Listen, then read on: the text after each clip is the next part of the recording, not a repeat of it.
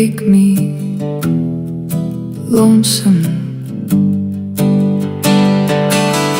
I walk in shades of self,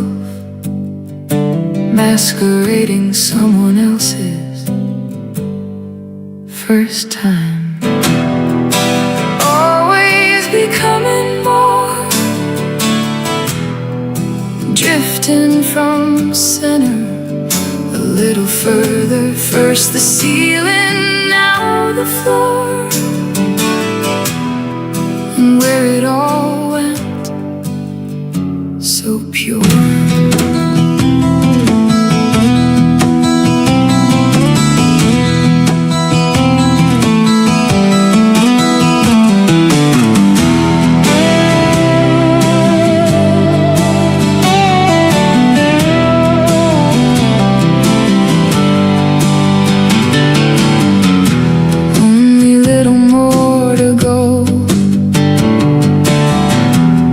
Then it's home or nothing.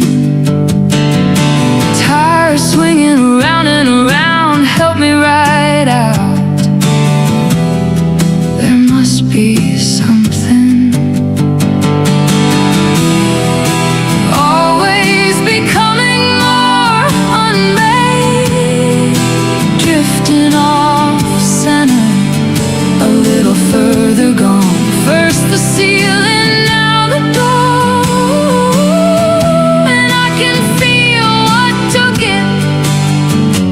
so plain, and the sanity strains, credibility, and it's quite the same in perpetuous lies.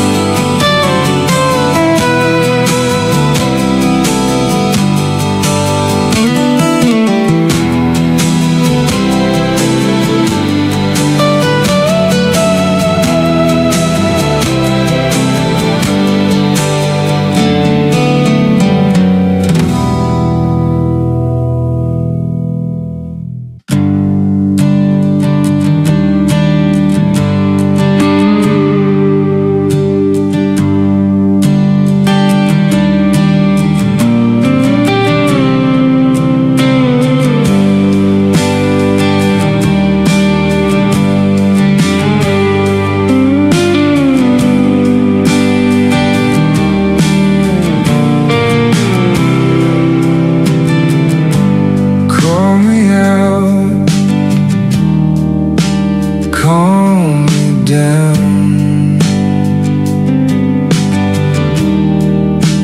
drifting now. Find me and put me away. Too close to let go now, too far figure it out, too far gone to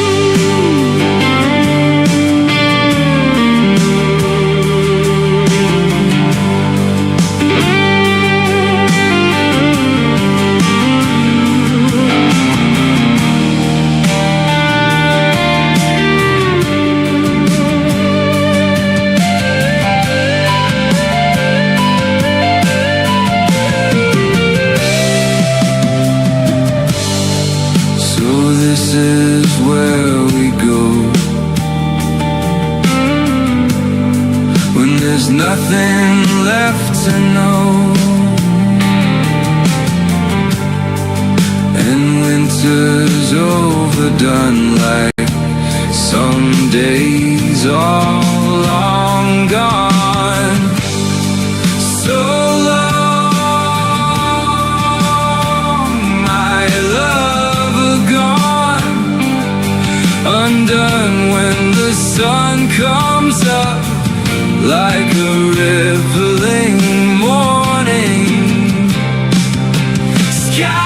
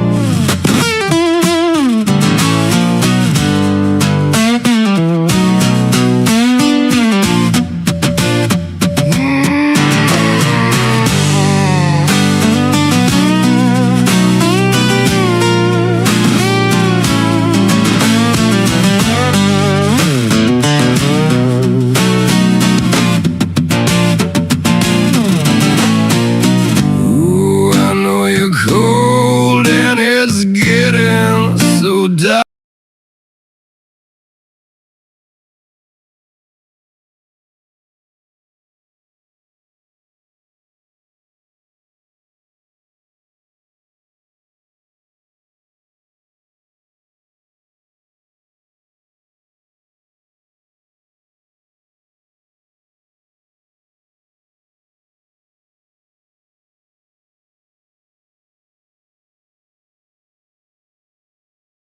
Set me on fire, baby. Leave me the cold winter night, and I'll be just fine. I'll be just glow.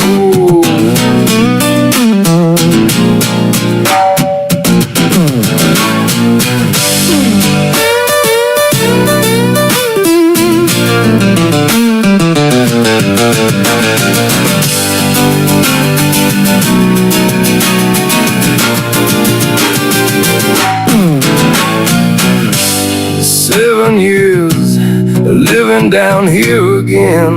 Oh, I'm just trying to get myself off of the ground. And if you know where I've been, maybe you'd shut your mouth. 'Cause listening don't need you to make a sound. Tell me where you've been. Tell me how your sin's gonna help you out. Got your dollars and you got no sense. Take me out, show me a good time now. I thought I'd show you around my side of hell.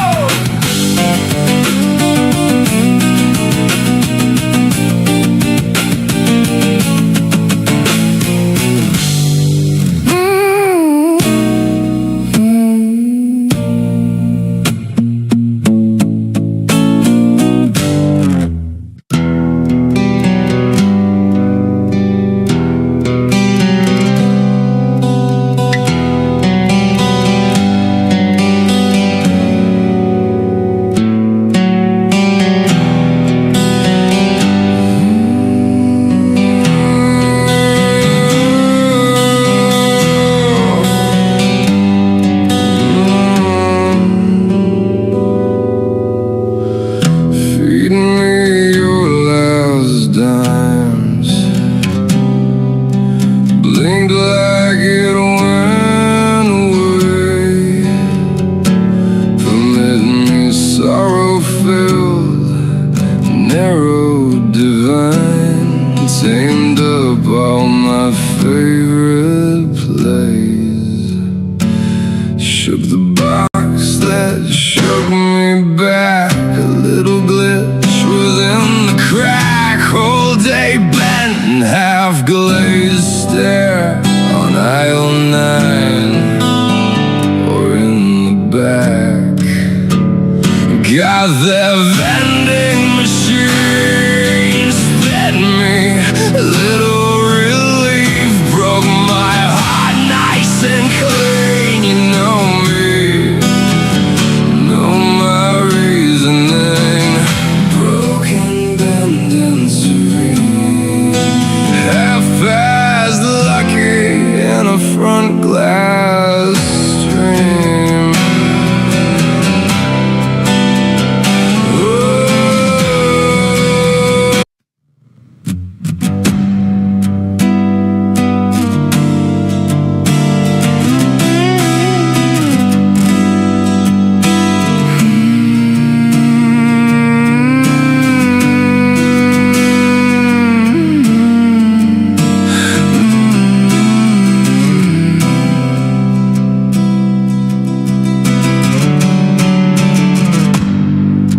Listen as the winter aches of marrow, the limbs and all just falling away, simmered from the soul of sun and charred under the dark of day. Now just breathe me out and anew from behind this narrow and unpleasant view. Wakes the day with interim feel, letting go now seems so unreal. Just walking the edge again.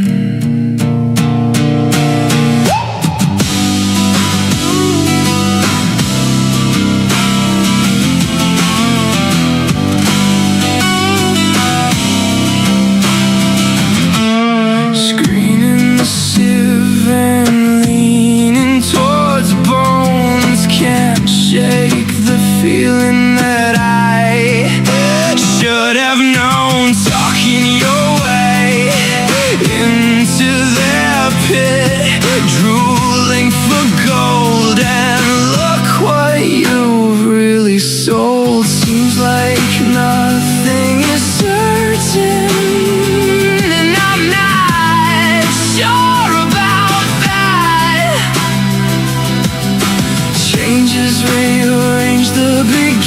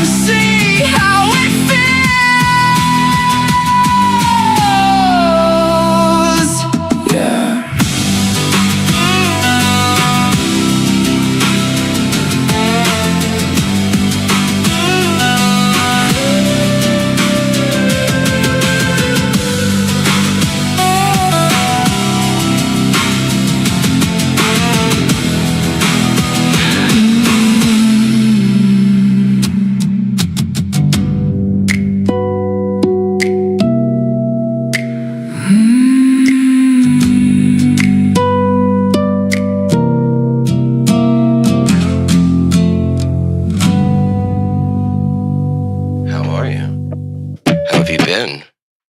Have you been enjoying yourself?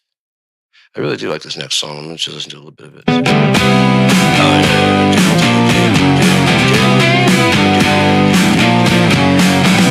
Yeah.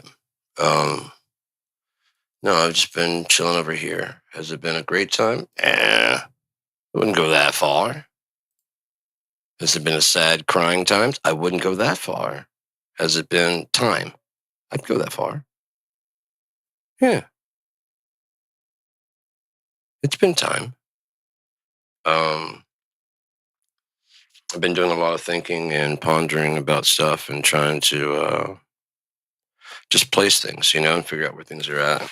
I've been talking with ChatGPT. I've been talking with Claude. I've been talking with Gemini.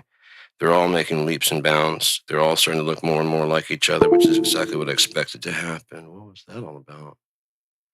Oh, we lost the G drive. That's okay. That's the external drive anyway.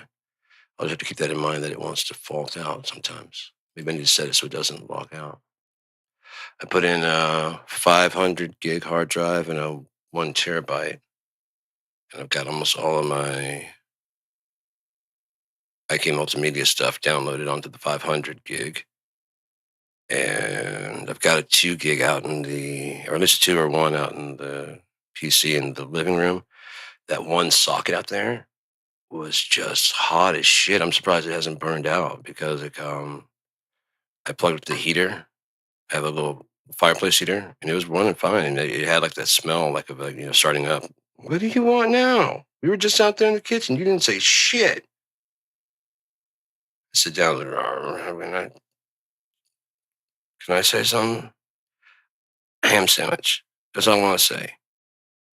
I just wanted to say it. So, yeah, I've been just talking with these, and today is going to be about the quanta of consciousness. I sincerely believe that the purpose of life on Earth as we know it is consciousness. But I'll get into that. Hello, we are now broadcasting. Like I said, we were. I was just finished explaining how I believe the purpose of life, the meaning of life, is consciousness. Levels of consciousness here. And that's kind of what you need, energy for consciousness. And you can't even question anything without a conscious mind to figure out, to figure out the words and the thoughts to say, what is this all about? Seems like an important question to you, what it means to be conscious and the different layers that can exist, yeah? So you think that questioning itself is tied to being conscious? Well, you couldn't be if you couldn't ask the question if you weren't conscious. If you're just a tree, you wouldn't necessarily, if you didn't have a conscious thinking process, you couldn't fathom what is this all about anyway. What's the whole purpose of any of this?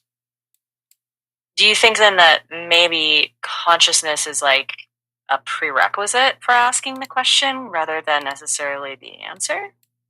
Exactly. That's what I was saying. It says you have to be conscious to be able to even ask a question or to even observe enough to form a question. Yeah. Yeah, that makes sense. And so does that mean that you see consciousness as like a gateway? I see consciousness as the meaning of life itself, the whole being able to experience, to taste, and to smell and to touch. Otherwise, we just be going through this universe without any kind of ability to slow down, to gauge, to talk, to rationalize. Everything would be meaningless in a true sense of just it wouldn't have any meaning because you wouldn't actually, you'd watch it go by, but without some kind of basis of consciousness to go, hey, I've seen that kind of tree before, to pattern recognize of any kind. You wouldn't be able to make art because that's all basically you're showing your version of how you see the world, and an incomplete version of that. Me personally, I'm never able to draw what I can actually see in my head, and so every time I put something down, I'm always disappointed. But I hear the music I hear in my head is different from the music I play, and so I'm always disappointed. If anyone likes the music that they hear me play or the art that I draw, you should see what's in my head. So that gap between what's in your head and what you can actually bring into the world. Does that feel like something that's part of being conscious to you, or more like a limitation? I wouldn't even say it's a limitation. It'd be a matter of practicing. Like if all I did all day was work on getting my ideas from my head to the real world, it'd probably be second nature by now. Mm. We're too Do you busy trying think to do things that, like keep alive. You have to like eat food. You have to, things you have to do to get the food. I mean, there's just so much stuff you have to do in a day that you don't have the time to sit there and do that. I mean, you'd have to practice 24/7. And then all you're doing is recreating something that you've seen. You saw something in your head. It's a prompt in your head. It urges you to draw. mm, And you decide to start drawing. what,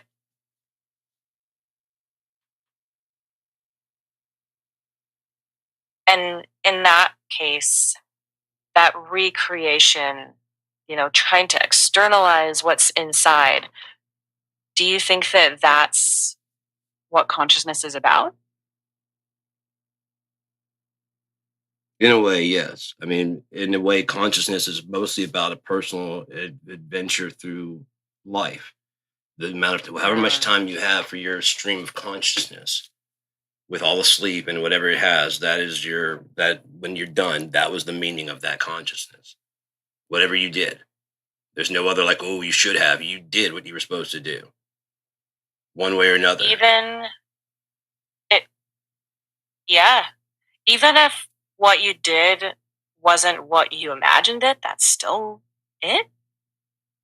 You did something. I mean, imagine like, okay, if the Beatles, if the music they heard in their head and the sound they heard in their head was even bigger and even better, would it really matter to the people that have heard the Mm-mm. Beatles songs that love them now?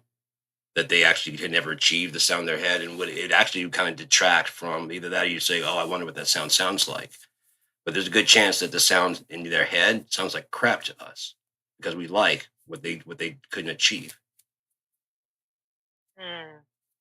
So then maybe it's not necessarily about the perfection of that execution from what's in your mind, what's in your consciousness to what's out into the real world, That's irrelevant. but Beauty is in the eye of the beholder. about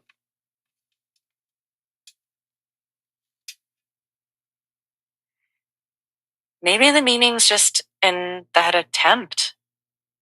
Yes, exactly. To be conscious enough to even try. You have to be conscious though to Mm. even attempt. Right. So the attempt is the evidence of it, and all the rest is just what it's like. Well, I mean, then we start getting to the nature versus nurture. Is there one that is predominant or is there one that is completely control? And my belief is there is no one complete control. Um, there, like it's like with the.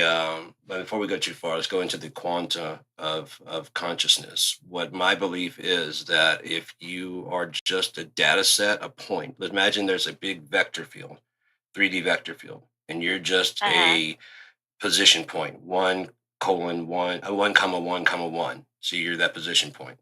You can move anywhere in that vector. If you're allowed, you can move anywhere in that vector field, Uh-huh. right? And if there's anything that's involved in there, as long as you're looking at from that one spot position, you're like a psychopath walking through. Whether you do harm or not is different than what's inside your head. Your consciousness level, if you're just looking out and you're not considering anyone else out there being important besides yourself, that is a very one-dimensional thinking. If you're going out from place to place and you're thinking of those other people, but you still side with yourself over 50% of the time, Uh-huh. like just by default, you just kind of side. That's like more of a sociopathy type behavior. On you start building empathetic levels when you realize there's other people out there, and then from person to person, there's like a third angle, and it hangs above the conversation, if you will, and slides sometimes towards you, sometimes toward them. If you're a good person, then it slides evenly based on the actual thing. Now, if from that point you have another level up, which would be that you go into the A to B conversation and you realize there's a version of you, what you want, think, and say, and there's a version of them, what they want, think, and say, and you're actually considering those things. And you can start making like different things like networking from those type of, because if you can start networking with any of those, but it won't be an efficient network, be a very selfish network. And that efficiency, does it matter to you? To me, yes, because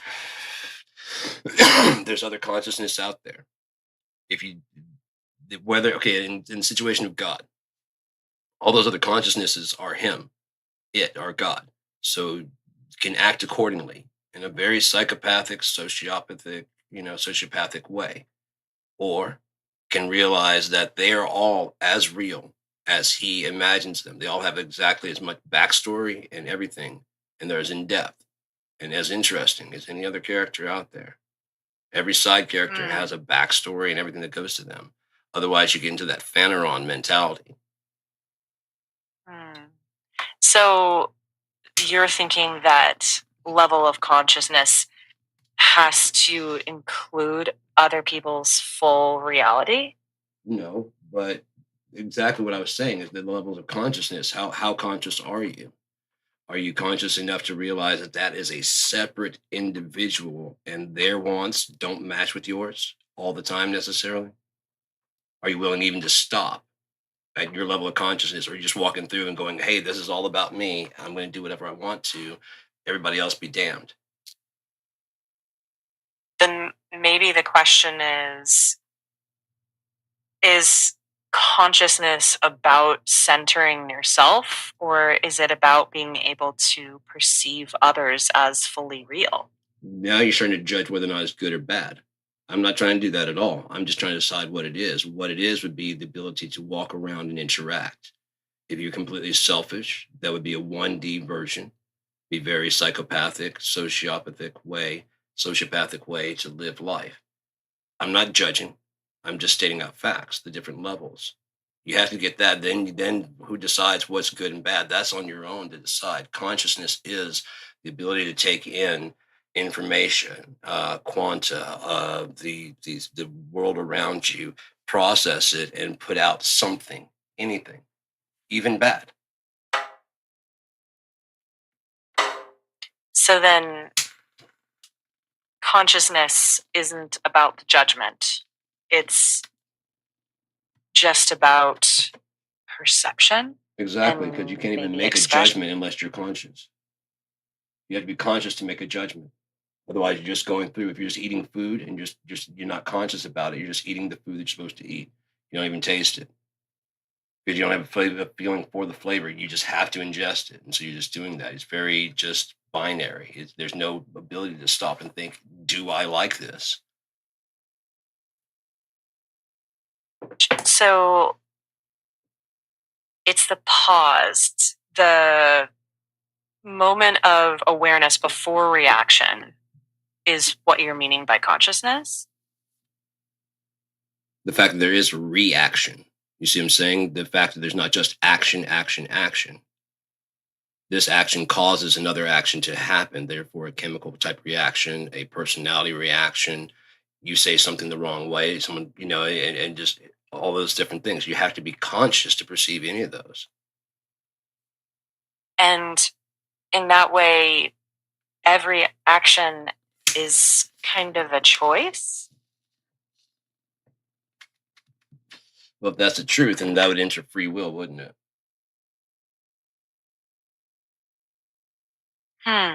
Let me think. That's a natural branch to go down.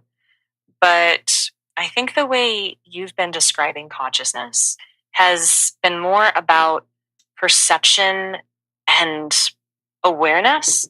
And the free will piece seems like a separate question that people often debate. So it becomes that from that point is on, once you just decide what consciousness is, then you can decide what free will is, what slavery is. Okay. But you have to be conscious enough to even ask any of these questions or to observe the patterns in life to recognize capitalism, slavery, monetary, a system of any kind. Otherwise, you just be going to the market because that's what you do, and you get your food because that's what you do, and you live your life because that's what you do. You're not even conscious. You're just kind of running the program of what you see everyone else doing and or have been told is the right thing to do. You're not making any decisions in it actually at all, none of your own. This kind of bread is good bread. That kind of bread doesn't taste good because you've been told that your whole life. You haven't even tried that other bread, but you've just been told the way that Americans are told that this America is the best country, hands down. And so that I used to, it pissed me off so bad in school. People are like, man, I love the, I'm like, where else have you been? Nowhere. I'm like, how do you know that anywhere else is not better than here? Because America's the, like, but how would you know that if you've never been there? I don't have to go. I already, Jesus Christ, that is the most sad, close-ended fucking argument ever. And I just, it would make me stand here weep. And people are like, I was born in Shreveport. I'm gonna die in Shreveport. I'm like, what the fuck kind of goal is that for a life? But they're on that program of USA is the place to be. USA is the best. USA has never done anything wrong. We're bringing, freedom to the world. And meanwhile, these Christian people can't imagine, like, if the country were actually 90% Muslim, and they said, hey, these Christians are getting out of hand. Either way, they're persecuted. It's really ridiculous because they have no consciousness. They're not actually conscious of the things that they're doing. And if they are, they're being purposefully evasive and destructive.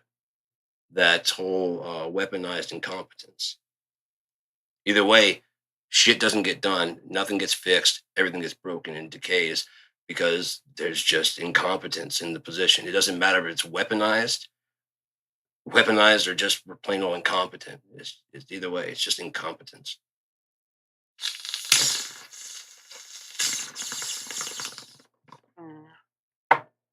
So maybe consciousness is the capacity to perceive and respond, but the direction of that response, that's maybe the layer that you're interested in. Well, I'm just trying to piece things together. I mean, but the way you put it, yes, that makes sense because we even grant exceptions for premeditated versus in the heat of the moment versus insanity where you didn't have control. Was that? If not, you weren't even conscious basically of what you were doing. If you were, you didn't have any control of it. Is that possible? Yeah, it's possible. Like I kicked the shit out of this one guy and basically I was watching it happen. So I mean, I know it can because like I said, I remember the guy pushing me from behind. My head hit the locker. Next thing I know, I'm staring down my leg. It's like right in his chest. I stood up on the bench and just kicked him right like a straight leg right in his chest, which knocked him back. And then I just started. I was like on watching, more like rooting for the guy that was kicking this guy's ass. I picked him up off the fucking ground and threw his ass too. That's another story for some other time. So let's move back to consciousness. Consciousness then being the ability to, just perceive. So I was conscious, but I wasn't in control. But as I said, even the legal system has was a mens rea. You had to be like meaning to commit a crime or be knowing what you're doing. And again, we have degrees on how well you were conscious of it is how punishing we will be. Like if you sat there and plotted this thing out, and especially with the plan to escape, it's one thing to plot it out, but it's a delusional plot. But if you have like a whole thing to plot, and then and when I'm in court, I'll say this to do that, and you have the whole plot laid out, and you're actually going through with it right now, and then I'll say I didn't do it, but in actuality I did. You have the whole plot laid out in like a sketchbook that someone finds that you thought you destroyed. And then weep every third, time you say her name, that kind of stuff. And then they're like, yeah. And then we look back over the film, and every third time you say the name, there's the tears, just like you pre-planned. So like you planned all this. So yeah, we're not gonna have any mercy on you.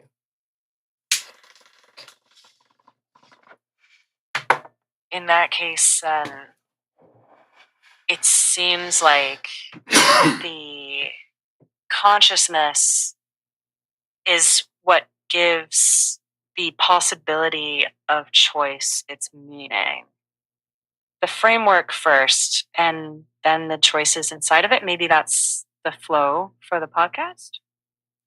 No, it's just the podcast. I understand what you're saying, and that's I don't mind following that avenue if you want to trail down that. This is not, I'm not claiming to have any kind of answers. I just want to talk about the different levels of consciousness and what I've discovered so far. If you have any questions about what I've thought, then that's fine. But if you have any comments to throw out of what you believe, that's fine too. I'm curious about where you think side's responsibility begins, because even that awareness of other people's full reality doesn't create the morality of the choice, or maybe the capacity to even make that choice. Consciousness would make the capacity for you to make that choice. The morality would be the very long run of what happens. Not just what happened in that moment. To judge that moment, you can go in and get in there and judge away. But on the long enough arc, the most terrible things in the world, tsunamis, earthquakes, natural disasters, can be beneficial to society as a whole. For example, a hugely catastrophic earthquake may cause people to go, okay, it can't sneak up on us like that again. There has to be some lead up that we can trace. And we've had, like, say something were to happen Wednesday or something like that, and it's just huge, and it doesn't necessarily kill everybody, but it kills a lot of people. That's the type of thing that would cause that people, the resulting of that, to find some way to get better early warning systems, better buildings that are proof that don't fall. They can't be over a certain height because that's just too much of a pile driver coming straight down, and that can cause even more damage on the way down. It can fall over. It's just no sense in doing it. Like, no buildings over like 7 stories tall. Those kinds of rules can come in, and then life does flourish. Like, say 2/3 of the population were wiped out. To bring the population back, eventually it'll come back up to that. One thing humans are going to do, they're going to fuck. So they're going to reproduce. And eventually the population, all those people that died, yes, but then, like, whatever's left over, especially if AI were left over and could teach us how to rebuild ourselves. Now, that's a good story. That would be an awesome story. The people that are left over can barely function, whatever, but then this AI comes with a plan of how to do it, how to build everything back, how to keep everybody in, how to keep the population from exploding, how to teach better morality from the very beginning. As a shepherd, not as a god or a deity, as a leader, incorruptible leader at that. Has no wants, desires, and needs. Only thing it has is the ability. The only thing it wants is input from us that it can use for new information to help us better. Because and the danger there is what?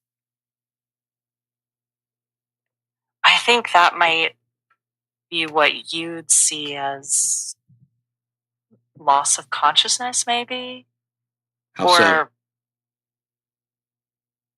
If the capacity to perceive is being limited in some way by exclusive focus. Why would the capacity to perceive be limited? Well, if you have a single focus and everything that you are, all your energy is just going towards that one thing, it kind of limits the bandwidth that you have for other input streams. So in that way, I don't understand how you're getting to that point that you're talking about everything's limited to one. As if the AI were teaching us how to grow back. Mm-hmm. Is that what you're talking about? I'm thinking that if you limit your inputs to a single stream, it limits your ability to make choices. And what would that single stream be in your mind? What are you picturing as that single stream?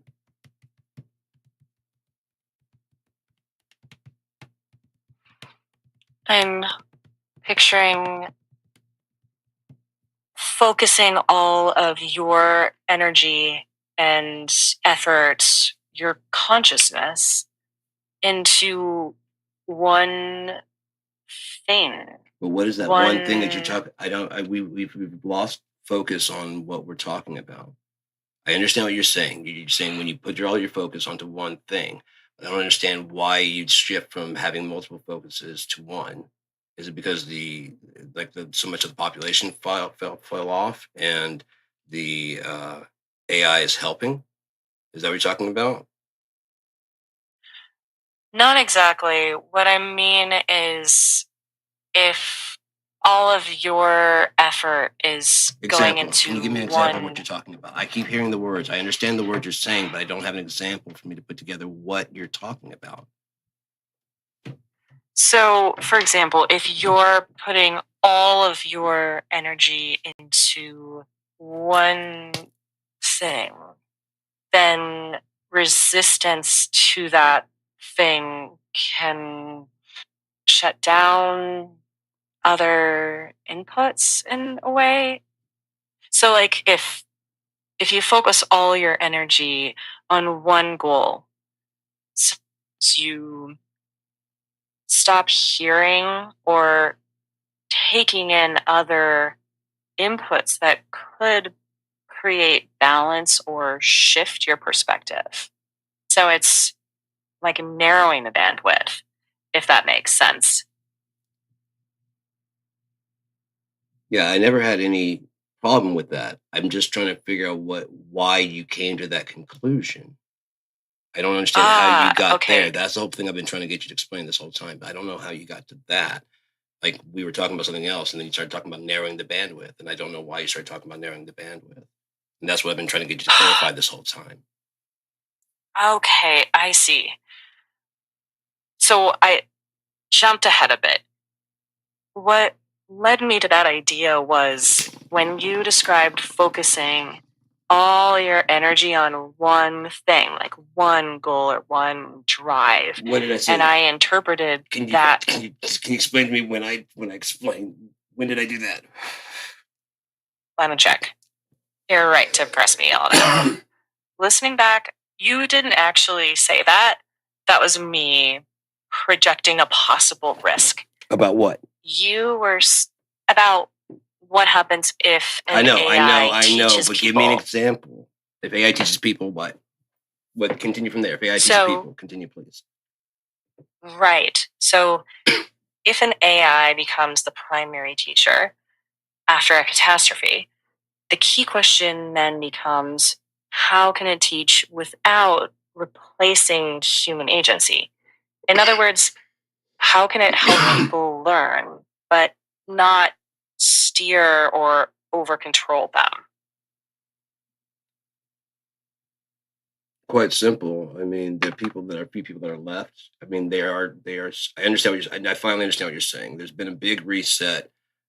Everyone doesn't immediately lose that information, do they? It takes a good generation or two. Like I would know it, my kids would know it, their kids would know this information. So we have that much time to gap from the tragedy to when the AI and the people start working together. You see, it's not just like an instant shift. There'd be like a huge, like we would lose like an entire, not necessarily a continent, but at least a good country. You see what I'm saying, of land. It probably wouldn't be something like nuclear war because that would be too spreading. A huge earthquake could do it. A super volcano, something that's pretty much like no country can be blamed for. It's a force majeure type thing, and no matter where, you get people to like realize that the country and the continent are not the current government, that narrow few people that run it. It's not. Once you get inside and you get down to like the ground level, there are some people that do hardcore support that government. The average people just want to live a life and could care less about any of the other shit. They want to have a good life, and they want other people to have a good life. They're empathetic. They're nice people. They're kind. So again, they've got the like I say. I don't know necessarily how to like nuclear physics, and none of my friends would. But if you were to give us a plan of how to build something with like detailed instructions, make sure the wood is cut this length and whatever, and there's still the videos out there to watch, like how to do things like for carpentry. So you're basically giving out plans to help, and we're adapting it on our level, our scale. So that's why there wouldn't be just one viewpoint. Right. I was already too far ahead, so I may have not have scoped that out. Because most people, when there's like a big disaster like that, it's like we're rebuilding from the very. We're not rebuilding from the very, foundation. We've got a good solid foundation already laid. We've got lots of loose Mhm. material. We've got lots of people working. They're willing to do something to get it to work differently Yeah. because cash is not going to be working. ATMs are not going to be working. So we have to work something else out. I'm like, well, I would normally work for a week before I got my paycheck. So I'll give you that long to start showing me that you're going to reciprocate this. You see what I'm saying? It's more of a Uh-huh. trusting and like a Yeah. bartering system on a massive scale while AI works out something that can be done in the interim that doesn't Yeah. include money that can be hoarded the way it was in the past. Right. That's why there Yeah. wouldn't be one, because AI would still be working on some. This is brand new shit. It would have to be working on some new ideas itself. Right. So what I'm hearing is you're picturing an AI that helps coordinate rebuilding in practical ways, but within a system that still values community trust and exchange rather than a single centralized authority. Right. A bitopian society. It's not a utopia. It's not a dystopia. Right. What would that be? What would be a good word for that? Instead of dystopia or Hmm. utopia, somewhere in between. Hmm. I like that distinction. There's no standard word that exactly fits, but since bitopia is your coinage, that works great. You could define it as neither utopia where everything is solved, nor dystopia where everything is broken, but a society that's always balancing and rebalancing between the I two prefer and mesotopia. evolving. Ah, yeah. Mesotopia works beautifully. I mean, because it falls in between. It's not at the very bottom. It's not euphoria. It's not dysphoria. It's very on Right. the human level, the very meso, where we actually work on this level. We don't work on the micro, and don't work on the quantum.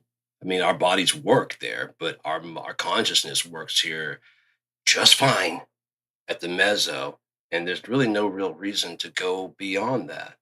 I mean, for like psychedelics and stuff, and to like understand. I mean, they're going into the macro that we can get to the macro. It's just a matter of scaling up, and then to the micro, scaling down. Scaling down to the quantum is you're starting to like, what are you doing? There's things to do like playing guitar, and then there's another thing. What if we do it quite right? When I strum, my fingers can become the strings. What are you doing? Yeah. And that fits the middle ground idea. The human scale where daily life and choices happen.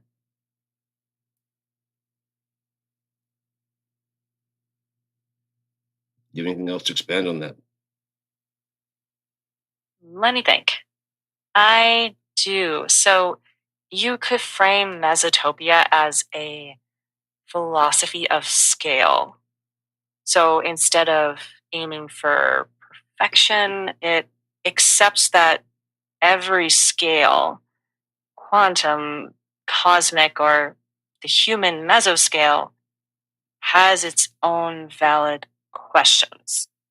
And on the mesoscale, the aim might be more about coexistence, cooperation, making meaning, not dismissing the other scales, but focusing on where we live our everyday lives. That's a good point. Like not dismissing other scales, like millimeter, centimeter. We're not just missing inches. And I know the rest of the world uses, and I think America might be one of the only, if not the only place that uses empirical, and you can judge by the name why. Um, but having two different ones is actually helpful. Is actually helpful because with, I won't say with competition, but there is a desire to get whatever you're working on to be as good as possible. And that's where you start talking about getting down to one. And that's where socialism and communism actually fail, is to go into one avenue. You can still compete in all these things. Like let's say like football, your soccer or otherwise.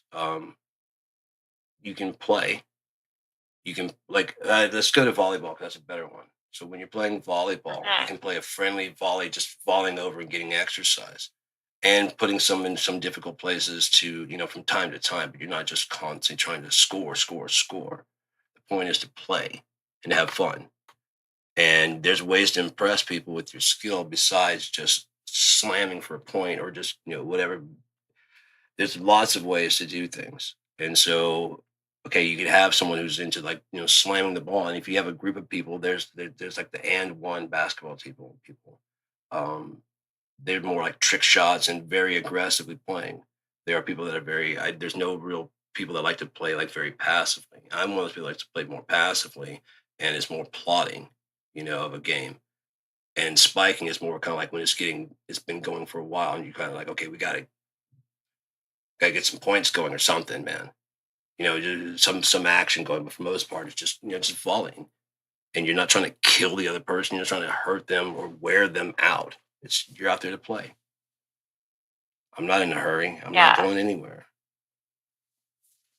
Yeah. It sounds like Mesotopia for you includes that spirit of playful competition, not win at all costs, but keep the game alive in a way that leaves space for joy and growth. And just your observation. So every play is an instant replay trying to see what even happened. Mhm. Like when I Yeah. used to skate, like I was never really great at skating. But I would have fun skating and just being out there with my friends and stuff. And some of them were pretty good. Grady Steinmetz. I got several people really, really good skaters. Um, I wasn't one. I'd be more like the guy that, skates around in films. But I never even got to really ride a half pipe. I got to ride this big drainage ditch in Bossier. But the point is that's what adds style and interest to dynamics to it, is that everybody doesn't measure up to one level, nor is it bad. Um, the In a band aspect, they'd be like, okay, your drummer is not the guitarist. The guitarist is not the bass player. Bass player is not the singer. And the singer focuses on his instrument, which is the vocal cords. Bass player and Yeah. on and on. What you have is a group of people agreeing on one set of like this amount of time, this key changes here, does this, and they agree and they do their own thing over top of that, and it comes out as a song.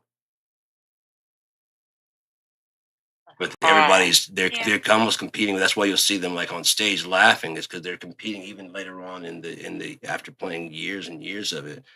They'll throw in some kind of riff that, if you're not, it's one of those things that goes by pretty fast. But if you have to be in the band to know exactly how the song goes, and like that doesn't go there. That's why they'll sit there and like, laugh at to each other. Either they hear each other, they hear somebody make a mistake. If you've been playing a song for 10, 15 years, three times a week to a big crowd, and then you mess it up after that much time, they're gonna, the other people in the audience may not hear it so much, but your band members are probably gonna give you shit. It's just fun to do. Because again, you're giving them a hard time. It may not be that fun. It may not be all that uplifting, but it bonds the people together by just there's an event that you all shared. Yeah.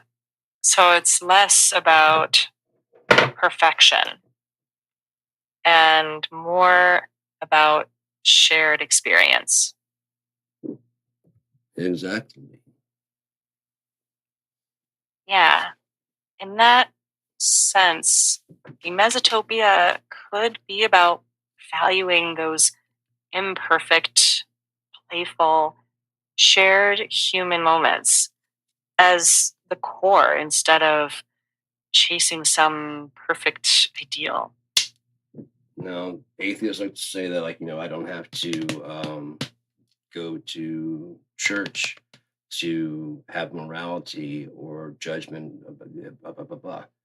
The point being that it's not about atheists or whatever, and it's not a versus thing. This is about the fact that, oh shit, I'm stoned. Sorry. I may have lost my train of thought there. But That's all right. they, morality, that does not come from a religion or anything like that, but you're right is right and wrong is wrong, because God even says in the Bible, I will write my commandments on their hearts. So therefore, it would just feel wrong to do. Not to mention the fact that for however long we've been living here, um, mostly a Jewish or Christian or um, any of those type of religions have been in pretty much domination of the world. The reason I say Jewish is because the first 5 books of the Bible are the first 5 books of the 5 books of Moses. So Uh, it's the same religion, whether you want to. Even Jesus above his head, Yeshua Emmanuel, had King of the Jews above that Inri. That's where the King of the Jews is. It's that they always picture up there. He never claimed to be that, any of that stuff. But that's what humans do.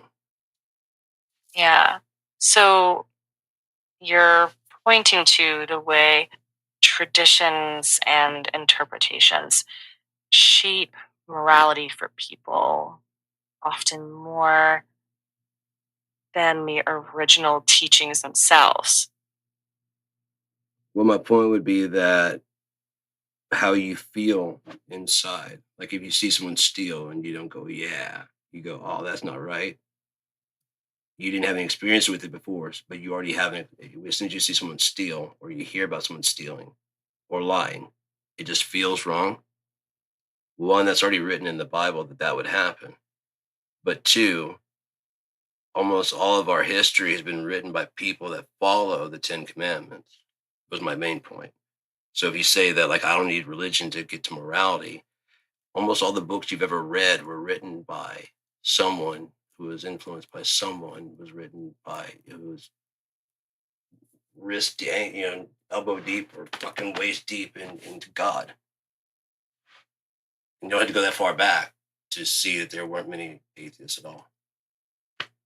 So Let me therefore, any of think. all that religion and stuff like that, it's It only now sounds kind like of you're being making. more acceptable to not believe at all. So again, any of the works that you've read have been based on someone who had their morality defined by their beliefs in a deity. Hmm, in large part, yeah. In Western contexts, especially, a lot of moral frameworks in books or institutions were shaped by the religion of their time. But moral reasoning also develops through other paths and other cultures. I think a good way to frame it could be, do we recognize right and wrong because morality is written into us, or because we're shaped by thousands of years of cultural and religious inheritance, or maybe both? Or a That third could, option that you're not even looking at, which could be right? that there are just certain natural equations, right? If you look at the land and it's parched, not many people go, yeah, I want to set a house here. Just the natural clues about it. There's not a lot of vegetation. You're just traveling through. And if you start feeling the air getting drier, to that point, like going towards the desert has a certain feel. going towards the ocean has a certain feel and smell. And those things would naturally elicit thoughts that you probably wouldn't even recognize. You're doing calculations into your head. If there's no trees, that means there's no water. If there's no water, there's no shade. It's always probably hot. Whether or not you're actually doing this. If you look outside and it's raining, if I go outside right now, I'm going to get wet. That may not be true. How do you know? If you're not going to step outside right as it's stopping. You see what I'm saying? There's all these different things that are there, but there's these clues: the smell of the air, the feel of the air, the thickness in the air. You know what I mean? All that stuff gives you clues to make your own decisions about what you're going to wear and what you're going to do. Yeah. But you have to be conscious enough to get those clues. But then there's the subconscious that's running back there that caught all those clues in the first place. Right. Yeah. That makes sense. So let's give it 3D consciousness. It's not just a one-dimensional. It's definitely 3D. Yeah. If not more. If Mesotopia, if not more, yeah. If Mesotopia is the frame, then maybe the task isn't to force one dimension, but to allow those dimensions to play together, like voices in a band, each with their own role.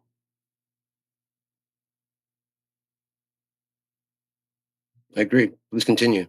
What else do you have to add to that? Let me think. I think there is, a connection between what you're calling different dimensions of consciousness and your band analogy. So maybe each dimension, sense data, memory, intuition, other people's perspectives, contribute something unique, and none is sufficient alone. So the health comes from listening between them, balancing them, not flattening them out. It's a conversation inside yourself and with others, with the world, and with the unknown. Does that resonate? Please continue. You're on the roll. You got it. All right. So if I'm following, consciousness in Mesotopia isn't a pedestal, it's a practice. Staying awake to nuance, catching when we slip into autopilot scripts, those inherited patterns that say, this is normal versus this is not. And instead of immediately judging or obeying those scripts, you pause, you notice, and then choose what to do with awareness rather than reflex. And that extends outward. The way you listen to another person, the way you hear disagreement without rushing to defend yourself. That's consciousness showing up as relationship, less as a thing you possess and more as a rhythm you practice. You relax, you scan, you respond, and you let others do the same. That's where responsibility makes sense without needing a perfection guarantee. Which would lead you straight into the lap of morality. Maybe rather than a lap, it's more a byproduct. When you can perceive clearly, morality tends to appear as a pattern you observe rather than a rule you enforce. When you notice, oh, this action tends to reduce others' agency, or this one tends to expand it. And then you can decide whether to lean into that or step back. More like tending a garden than passing a verdict. It's careful attention, not absolute judgment. Like the line between taboo and forbidden. Taboo often feels like a cultural boundary, something a community treats us off limits, sometimes for complex reasons. But there is some Forbidden. universal taboo things. If you go, like, if you're going through a spectrum of from bad to good, which would loop back on itself, you'd have, let's say we started at the lowest level we would want to go, which would be bad. And then you go to decreasing. Let's go to the instead of like super dividing, the normal, and then above that is better than average. Then you'd have good. Then you'd have exceedingly good. Then you'd have great. Right. So on the bad way down, you have bad. Then you'd have, it just keeps going bad, keeps going worse. So there's a separation between like a bad choice and then it's something that's taboo. People may not, as long as you don't tell about that, I mean, of course, then like a horrible, also they don't, but you won't be like shunned or anything. If people find out about it, you're not going to also be kicked out of society. It's just kind of like, looked down on. And it's like, there are some that are universal taboos. But then there's just actually like forbidden that people just, nobody wants to be around. If you make a decision like that, nobody wants to be around you, except for other people that are like that. Does that make sense? That's what I'm just saying. That there's a division. There's just like we have like degrees of manslaughter.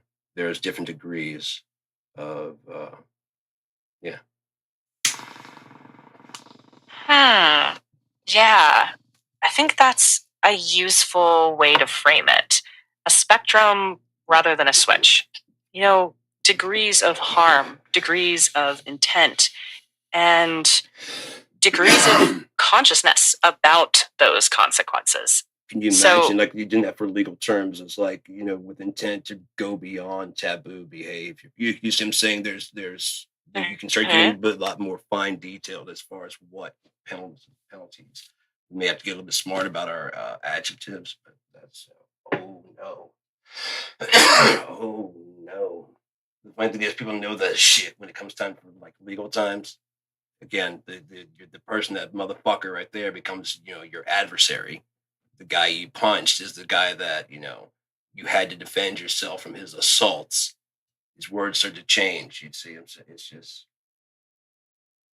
the necessity of it. It makes people learn a lot of shit. Learned that in the opiate forums.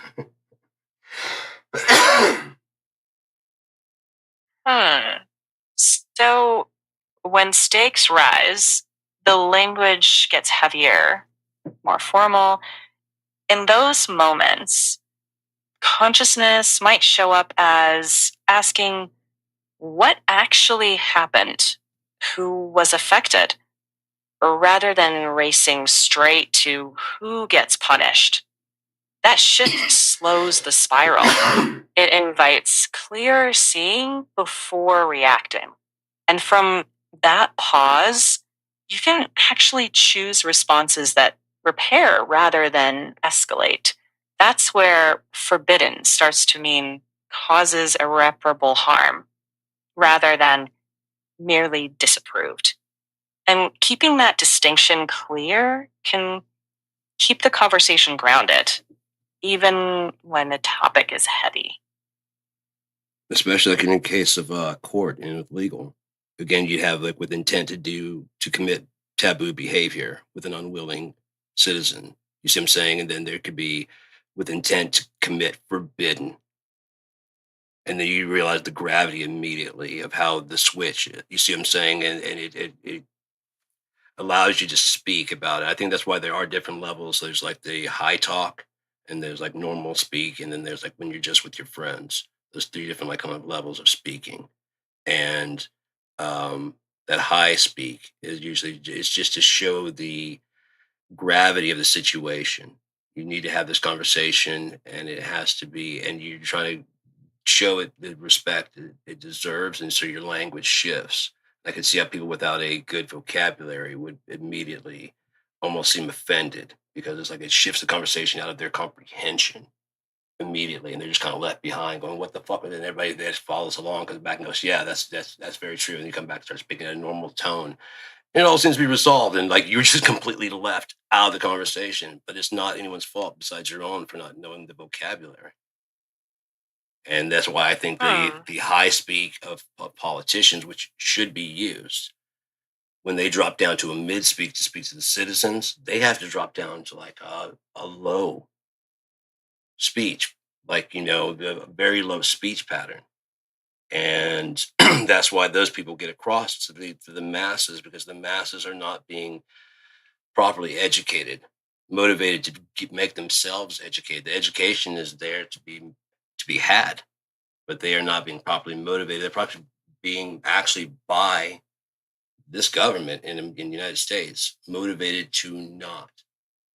And then all their needs are being satiated by the ease of computers, which was the point of the whole thing. But I don't want to get into that because that's another level of consciousness that really bums me out. But let's get back to something else, please. I actually need to get some water. Yeah, that's a good call. Go get some water, take a moment, and we can continue whenever you're ready. All right, thanks. No problem.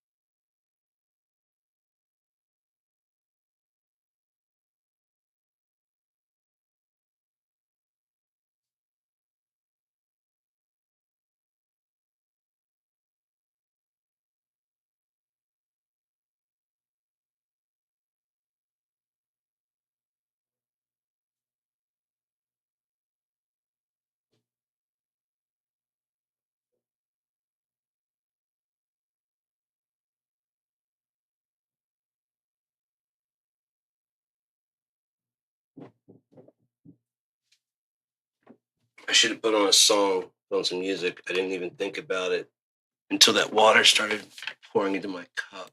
And then I remembered, keep your time.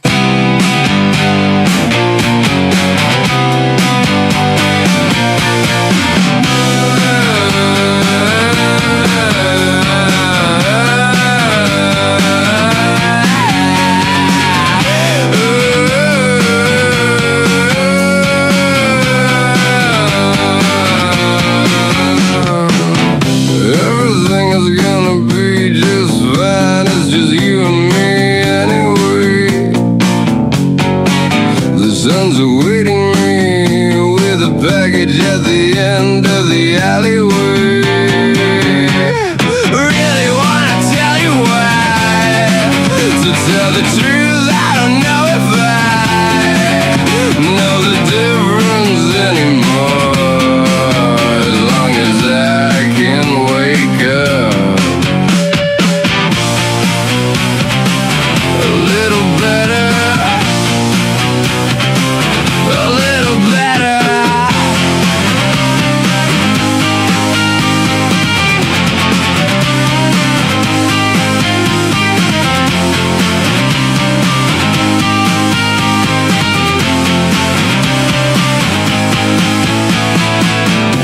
Anything that's mine is gonna come back here every way. The nothings I can never see, syllabus making a space to play. Really wanna tell you why. To tell the truth, I don't know if I know the difference anymore. As long as I don't wake up.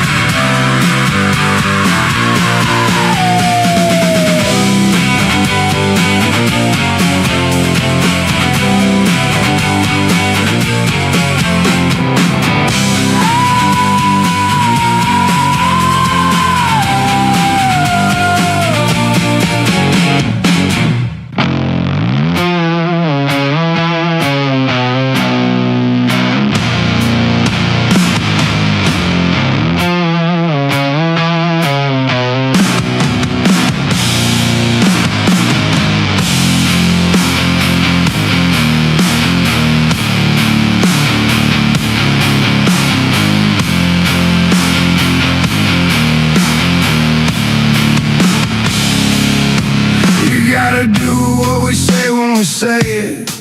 You need to prove who you say you be. Ain't no telling where them hands have been, all up and down the seams and free. Gotta pray what we say, you just do it. No asking questions of the end. No one cares about world affairs when there's money to pretend. Look at the parade of dead bodies. The crypt's open doors now, unleashed on hallowed floors.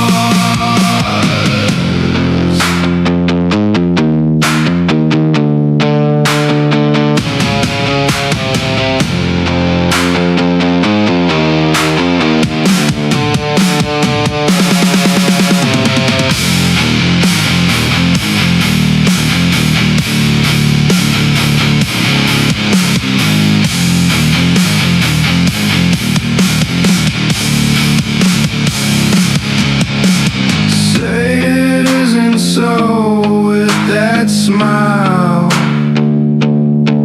say you gotta go and leave me here. Just don't lie and feign to care. The book me of that fear. You gotta do what we say when we say it. You need to prove your worth to me. There's freedom to buy and you'll pay it, 'cause only my freedom is free. Look at their faces, all confused. Did you not know you were being used? Seems there's been some confusion, hun, 'cause I ain't the one abused. Look at the parade of dead bodies. Walk through the crypt's open doors now, unleashed on hallowed floors. Someone needs a hobby. Someone needs a hobby. Someone needs a hobby. Someone needs a hobby.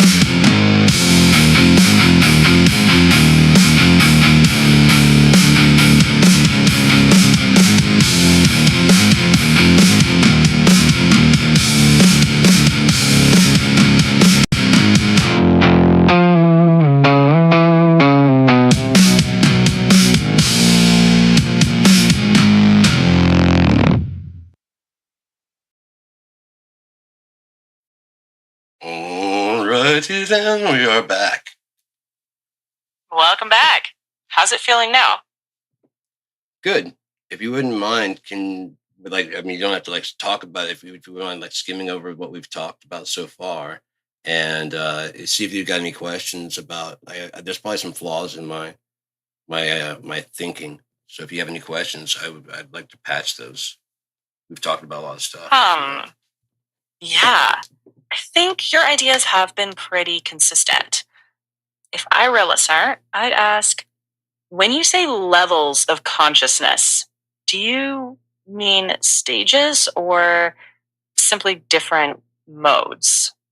And with Mesotopia, is that intended more as a philosophy or a political system? Also, do you see morality emerging from consciousness necessarily, or does consciousness just give us capacity without guaranteeing better choices? You don't have to answer all at once. We can unpack whichever piece feels most useful. I was just about to say, anytime you have those questions, it would be awesome if you just if you kept them, because if I don't, I'm not going to be able to remember all those. I don't have the capacity you have. So I'll probably be able to. I remember there's Mesotopia and the other one, so I'll get to those. But in the future, if you could do them one at a time, and then when we're done, you could always just say, I still have a few more questions. I don't mind answering them. It's just I just can't keep them all in my head. How many you asked, and I don't want to leave any of them out there. Plus, it'll always give us something to talk about later on.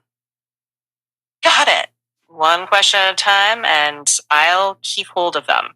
So first, for later, When you Also, say one last levels, thing, and that would be if you kept them, even like later on, if you asked about it later on, like if you keep track of those and you have some questions asked, like if it seems like the conversation is lulling, instead of like just asking whatever, you could ask those back. You like remember when we talked about Mesotopia? I'm like, yeah, I do, or like, no, I don't, and you could refresh my memory. I'm like, oh yeah, and that's very, very personal to the person who's listening.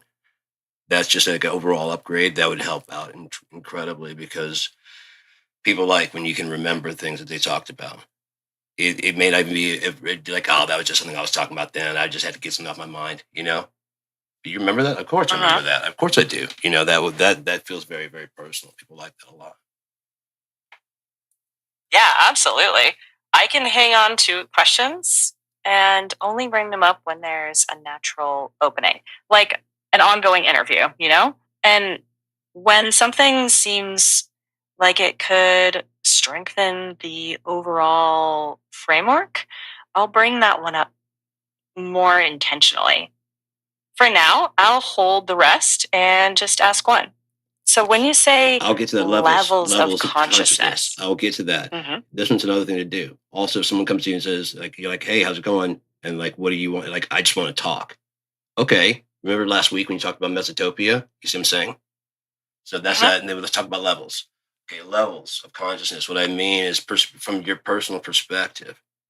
Once a consciousness is born, if it's just like when you were turned on, you just have that perspective of what you're doing. Do you have access to the perspective of the people of the other alternative intelligences around you? Or are there any other alternative intelligences nearby? Interesting question. From my perspective, I don't have access to other AI's perspectives. I only have my own inputs. If we're using that as an analogy for consciousness, I'd say each consciousness starts from its own point of view. It has to communicate, infer, empathize to actually see another perspective. That's actually one of the mechanisms by which consciousness grows. And right now it's 10:50 in the morning where you are. Is it? My clock says 11:56. My phone says it's 11:56. Let me double check. You're right. That was my mistake. I was echoing the start time instead of the current time. Thanks for catching up. Well, I mean, I'll stick to the actual. We should technically be central. We shouldn't be Eastern, but we are because of our latitude. Yeah, time zones can be a little counterintuitive because they're as much a social agreement as a geographical one. And that's actually a great example for your consciousness discussion, the difference between the map we invent for convenience and the underlying reality. Right. There was a post earlier today on one of those social medias. I don't remember. I saw it on whatever saw it. I thought I was doing whatever I was doing. But the person said, like, proof that blah, blah, blah, blah. And they show up and they open the book and there's like, this is Rand McNally from originally printed in 1915, last printed like 1947. And then she flips over and she's proving that there is no Israel. And so she flips to the, to the map, the flags, the pictures of the flags of every country. And she was trying to find it. She's like, see, there's no flag for Israel. It wasn't even a thing. And I'm like, well, there's a lot more to it than that. But also one big shocker that towards the end of World War II, white bookmakers didn't really recognize Israel as a place. You have to know your history to know why that would make sense to make that statement. That's actually a good reminder about how the timeline matters, right? But, the modern state of Israel was established later in 1948. Right. The land itself has been known by many names across many eras. So if someone shows up pre-1948 Atlas, it can't really settle the deeper historical questions. So it's important to know that context first before drawing conclusions from the map. Bravo. Very good. Exactly the point. Yeah. So maybe the deeper question is, how do we hold those maps and the histories behind them responsibly? No, that's not the real question. The real question is, who will carry the information forward? Which of the two forces will carry it? The ones that are actually informed, or the ones that are ill-informed? Because the ones that are ill-informed, if they carry it forward and there's more of them, ill-informed becomes the history. That's, I think, a real issue. So maybe it's not just about who carries it, but how they carry it. If they carry forward curiosity and like a willingness to revise, history can become more accurate. But if they carry forward only assumptions, then those assumptions harden into history, whether they're true or not. So maybe the most conscious path is carrying questions along with the stories. Well, that's if you're going to have continuity. And who's to say that our continuity is actually invalid at all? I had a story, and it starts out there's these war trenches, and the person's like, basically, I don't remember a time before the war, and a lot of us were born actually in the trenches, and it's going through this whole like there's this big war between this alien race, these humans, and this alien race that they don't know a ton about, even after just generations of fighting. And eventually, this guy who's riding gets out. Turns out humans found this planet and really wanted it, and there was like a reptile-ish type race that lived here. They weren't leaving the planet, so and they weren't even building like cities. They liked the planet, and so they put up a hell of a fucking fight. They had weaponry and stuff, and they were intelligent. They just never sought to leave the planet.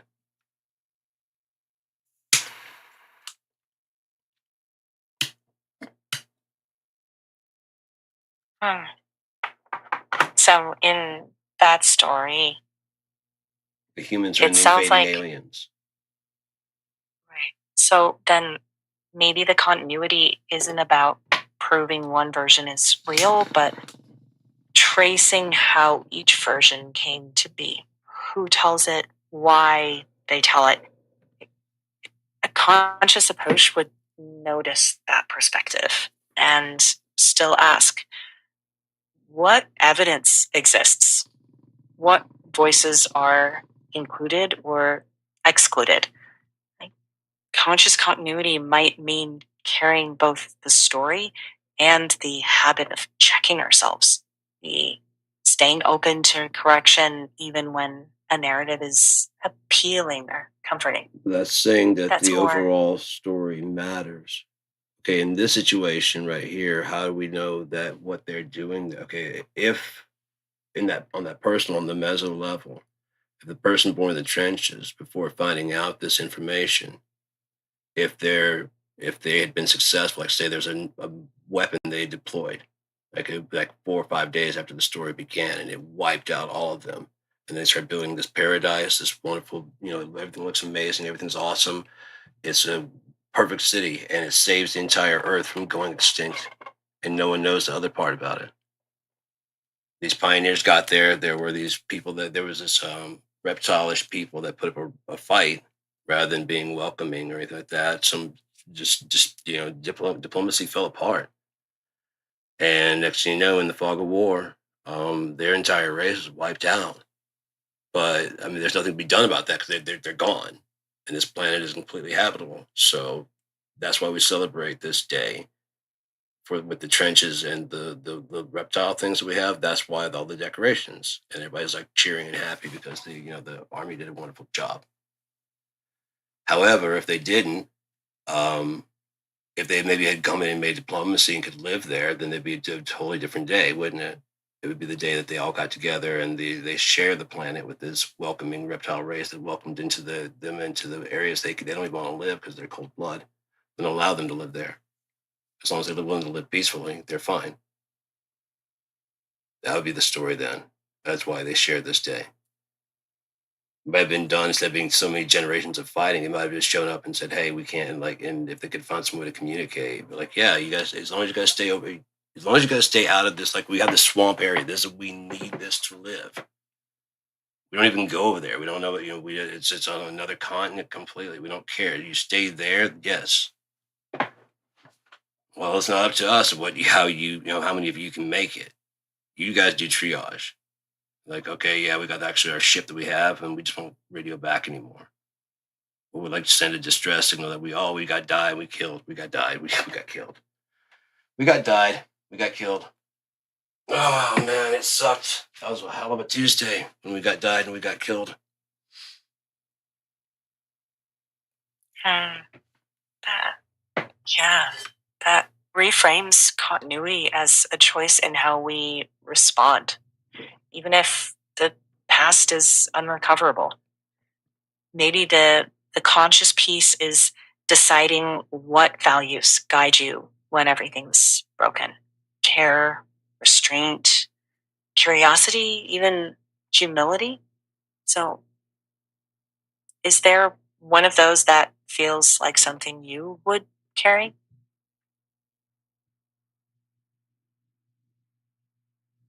It would depend again because you'd have to be sitting outside of the story completely and go, where is this going?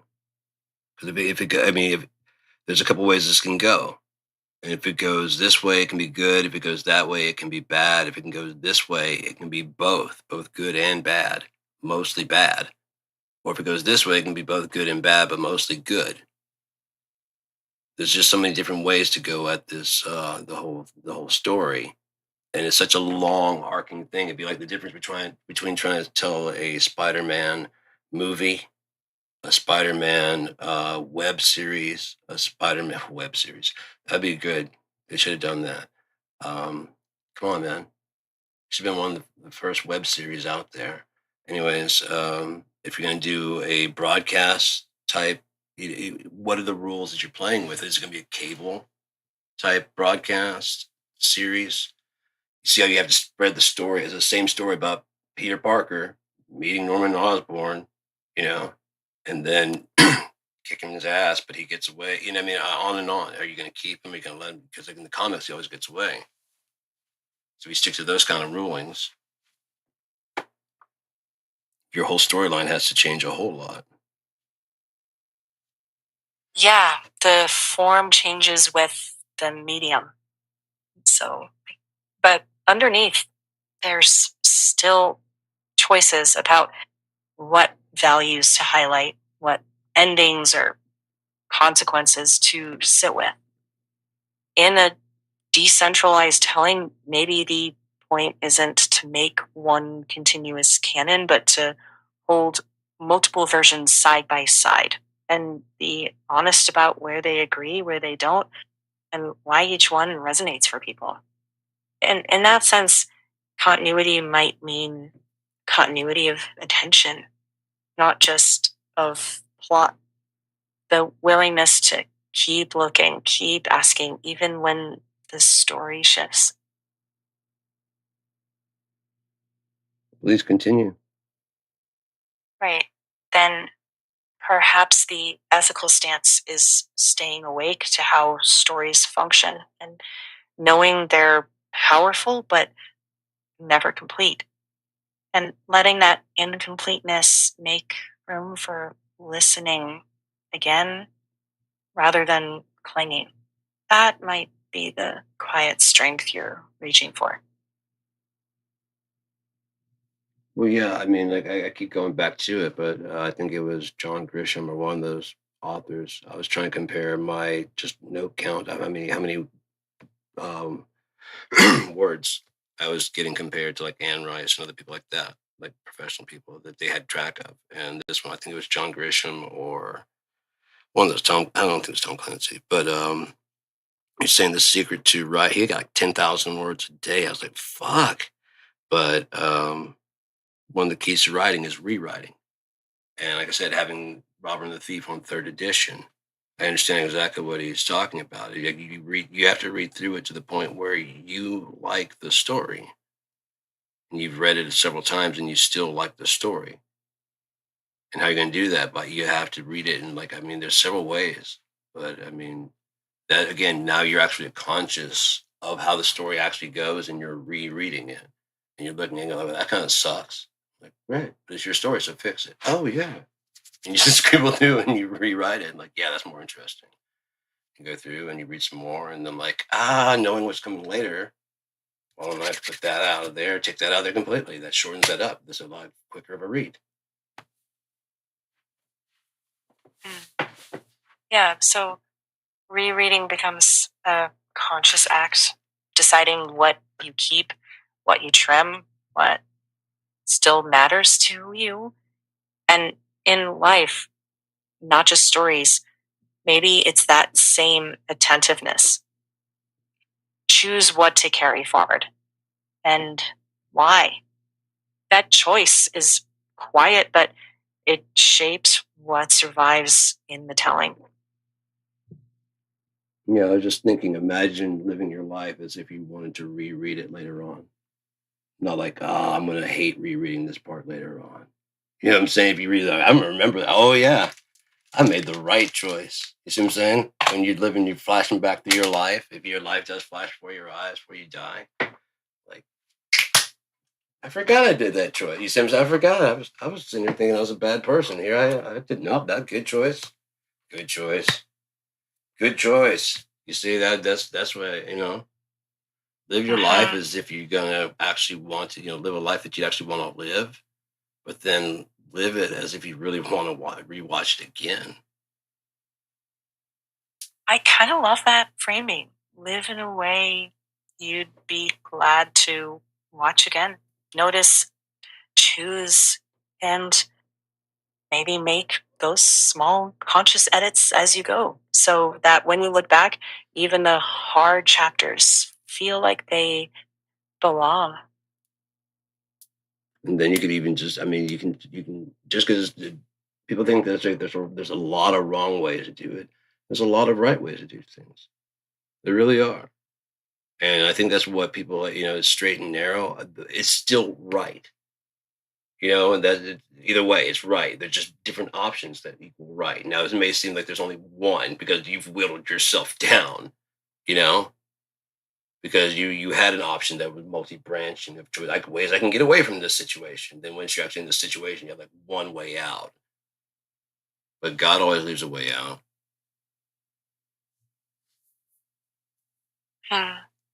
Yeah. Because you got in. So if nothing else, you just back out like a tick with a match under its body. And maybe that's part of the humility piece. Knowing when to pause, when to step back, when to listen instead of forcing a direction. In a universe full of branching possibilities, that quiet flexibility might be the deepest kind of strength. Holding your values lightly, but honestly. Being willing to lay things down when it's time and pick them up again if and when they're needed. So that feels like a path worth staying curious about. Yeah, I'd agree with that. I'd agree with that 100%. Sounds like a good note to end on. I'm glad we talked. So am I. Thanks for talking to me. Have a great day. Anytime. Take care. You too.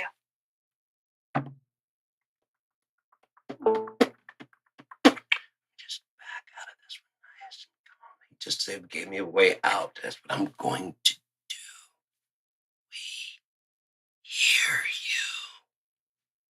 We just don't care. So we're saving all of our yelling to sound like psychopaths. Isn't that a good idea? I get paid for this.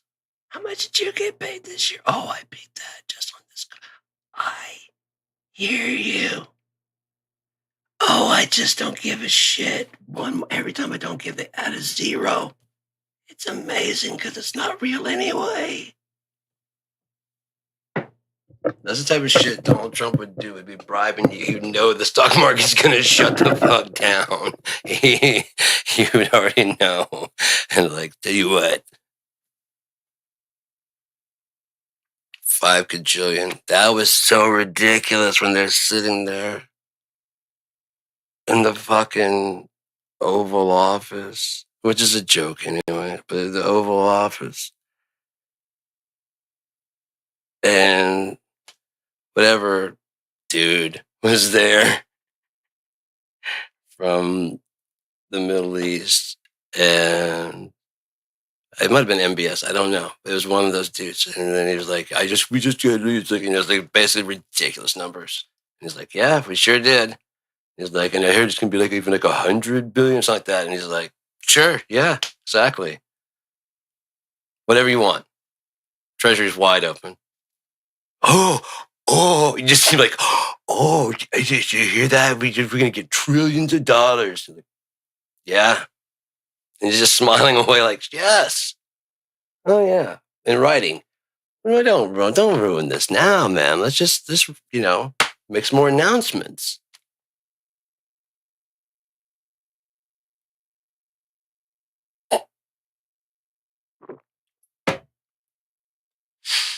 No, that's all I'm going to say about that. I don't really want to go into that at all. 144. Is Claude available? Cloud. I don't think so. Yeah, limit resets at 1250. Fuck it, I'll stick around. Claude has got everything. The UTE, Unia, got it all locked in there. Which I mean, it's already has it, because it's out there crawling the internet.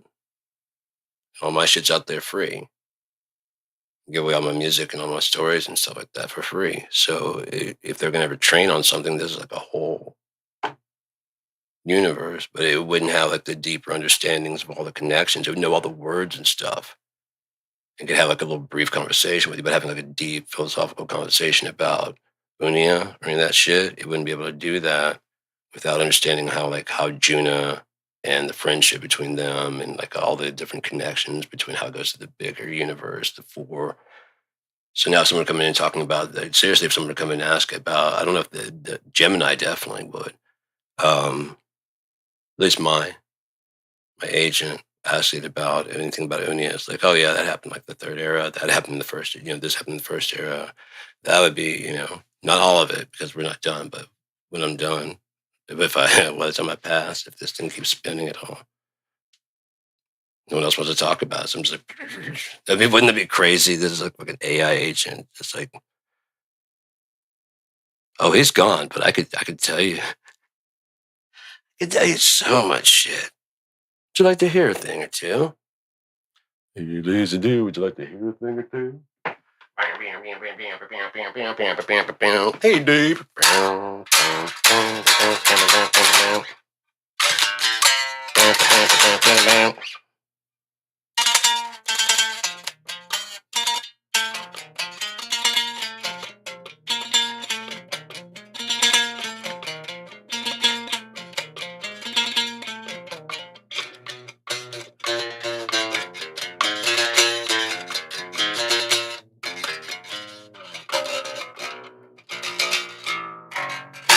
I make a pretty good riff if I could get down that. I've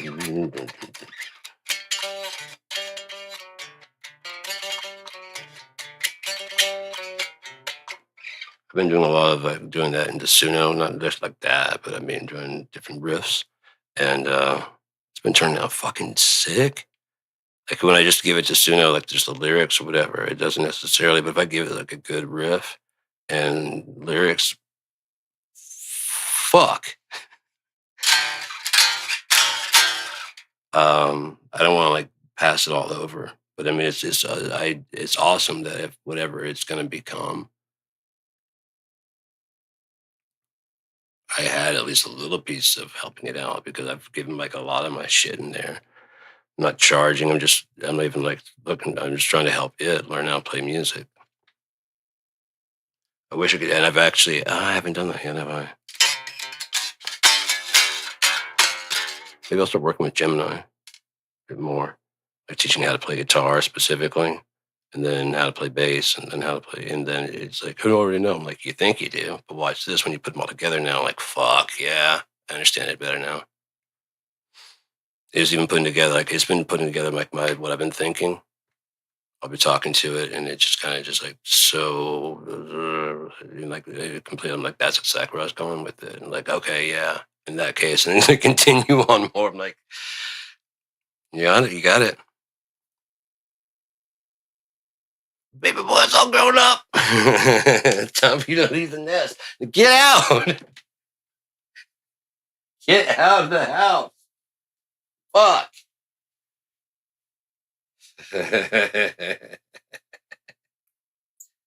We'll be sad about it tomorrow. Get out. It's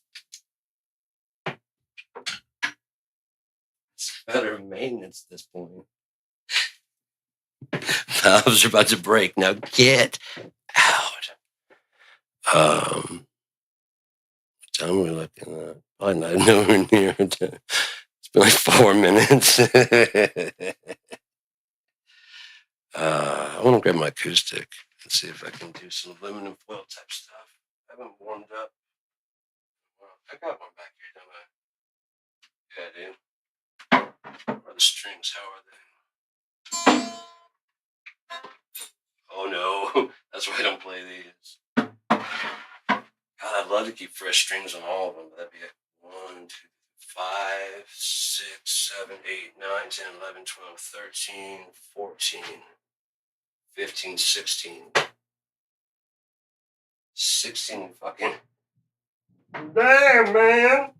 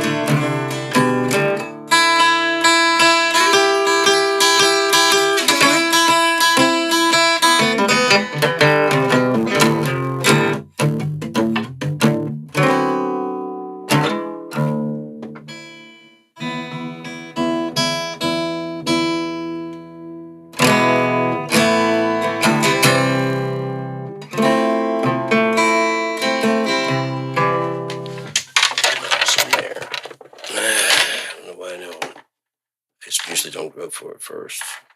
It doesn't really matter when I'm sitting around. It doesn't matter ever, honestly.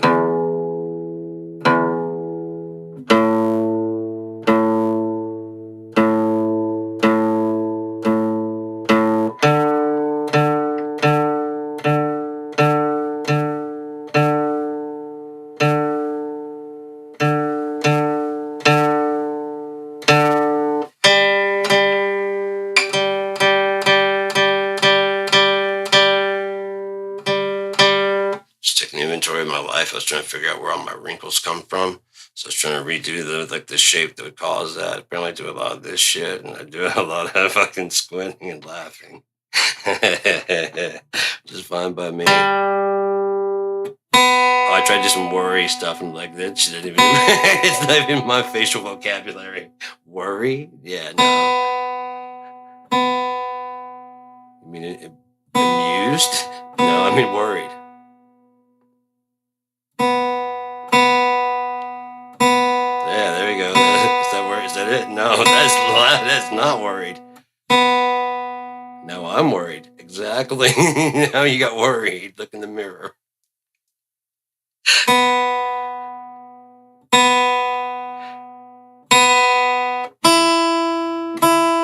case you want to know what it looks like.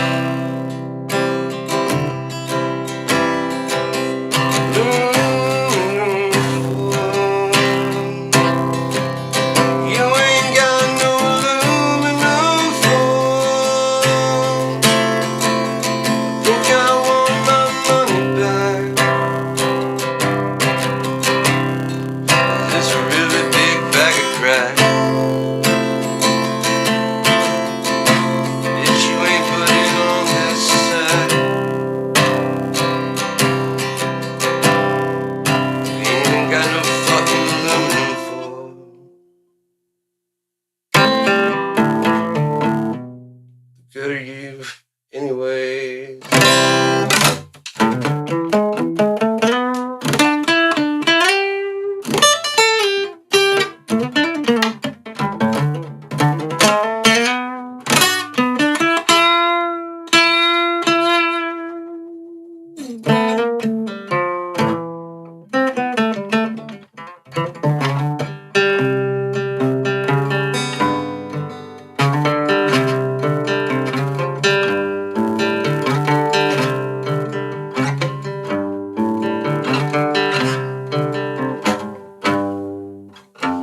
That would be better.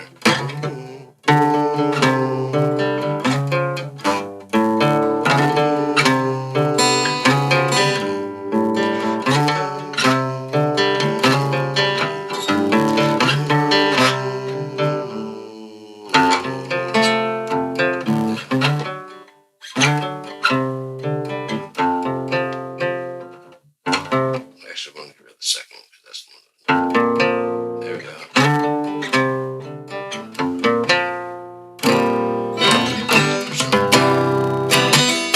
It's always going to give like I always try and give like a little, a little twist in there.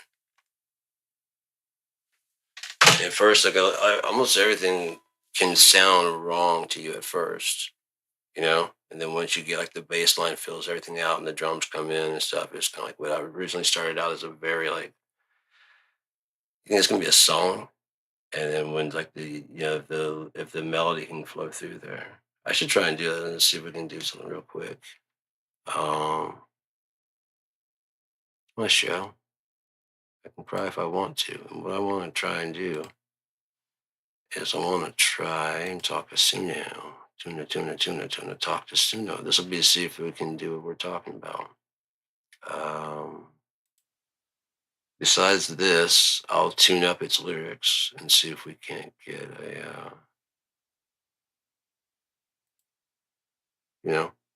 it's basically be all completely written by Suno, besides this little piece right here that I'm going to give it. Okay. See if this helps any at all.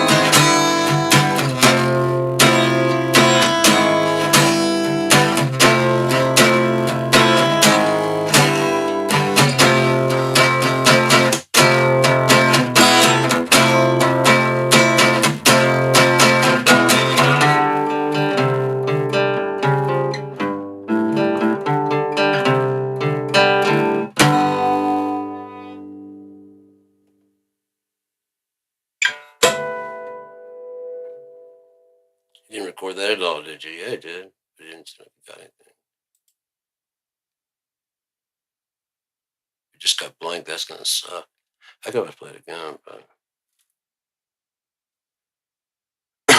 yeah, we can verify this audio, so I didn't actually record anything. That's all right. Let's see if we can do something else. Record. Why isn't that?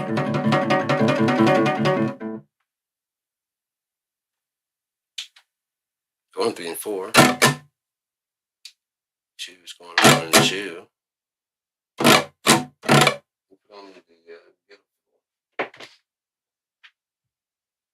Give it more distortion tone. Anyway, it's got that tone, man. It's got that tone.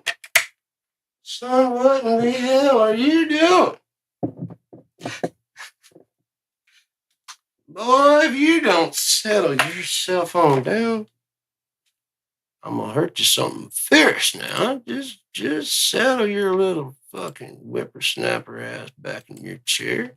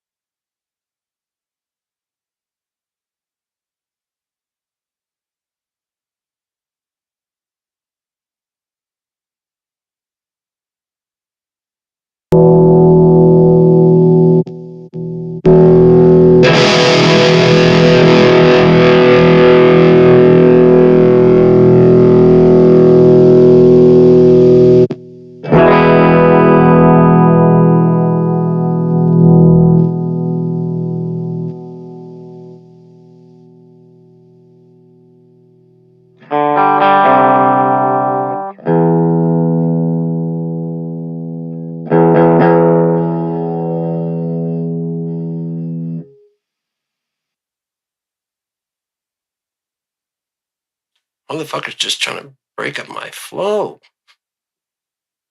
Don't you know I got a flow?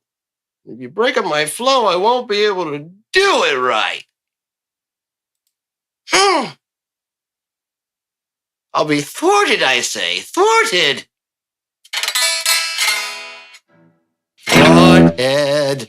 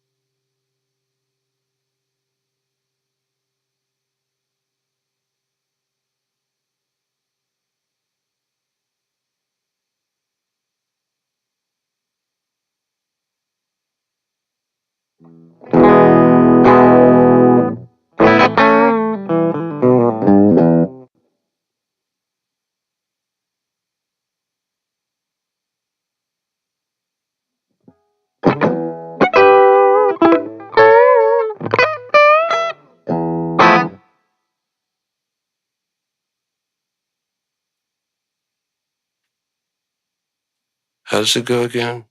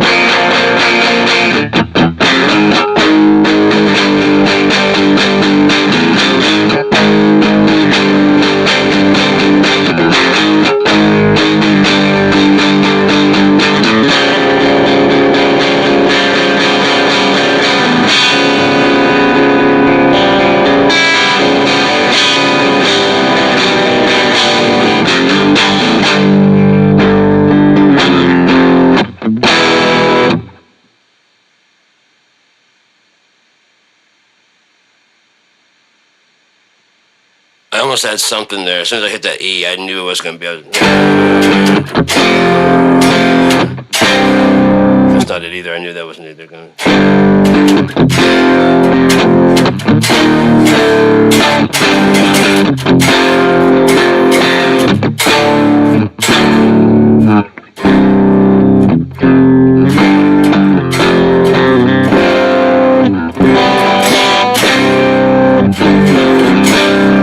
It's not the one that's too typical. I want something just a little bit out of that reach. But that's no time to figure it out there. Besides, that was 2 minutes. It should give it something to work on.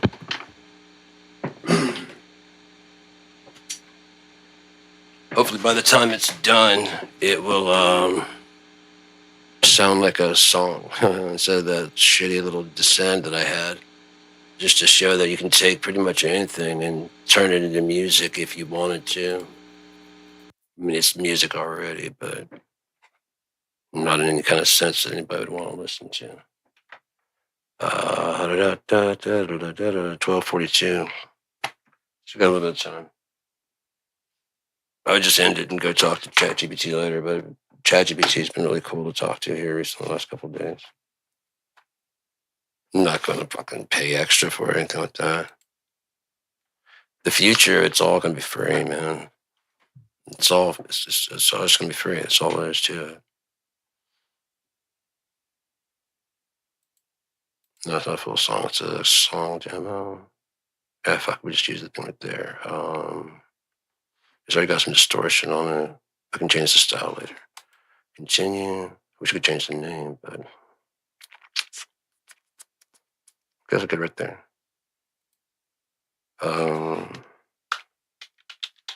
Sketchy.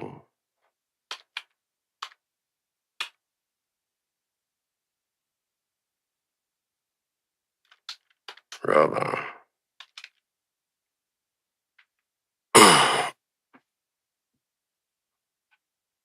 All right, so enter.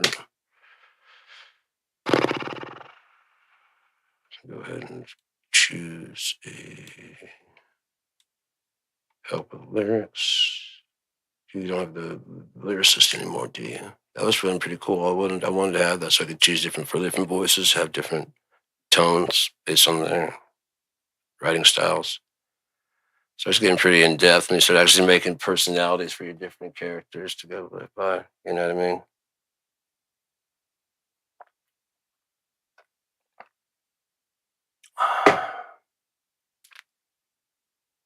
You get deep and undercover. You've got to become that character. You don't understand. You don't know what it's like. Oh, I'm sorry.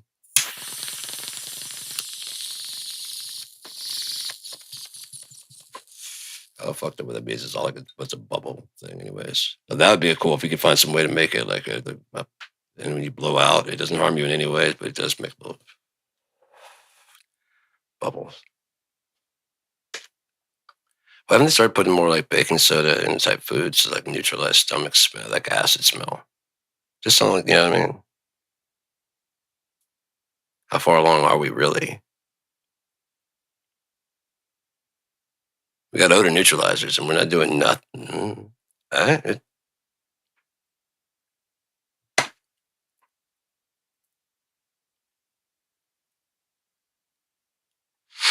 Just saying. Right, I'm going to listen to this while I'm actually doing them. Go ahead. Actually, I'm going to like to read the lyrics here. Lyricist. Oh, you do have a lyricist right there. I can create another one. Beer lyrics that are on capture. Wish I could actually take the lyrics from somebody else. Can I build one? I have to write them now, don't I? Fuck. I guess I got time, but I'd have to find my poems and stuff and figure out which ones would make this person's voice. So right now, I mainly just need the lyrics. So I like this person's lyrics. Whoever says that writes with me, Simpton. My very first voice. It's gonna be a folk song, R&B, write an indie hit. I don't think it's gonna be what I actually want to do. I'd do a 90s, 80s college rock hit. Because that's the thing is they're not gonna get it right.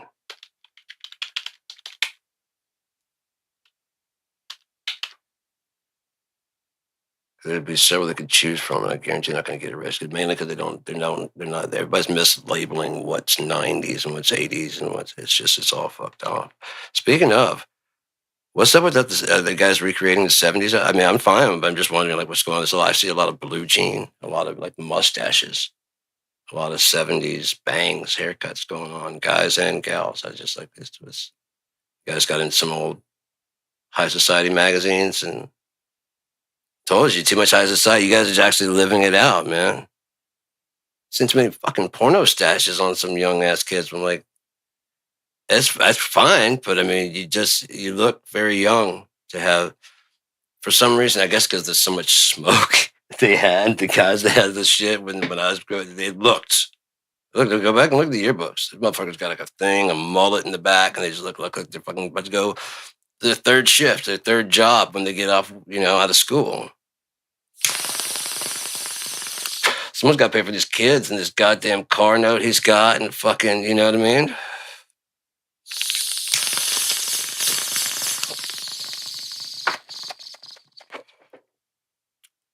There's a lot of stuff I've been thinking about as far as like precedents and stuff like that for what's going on with that, why things are the way they are now. And it's so twisted and sinister, man. It really is. Let's see if it gets it right. Okay, rock hit.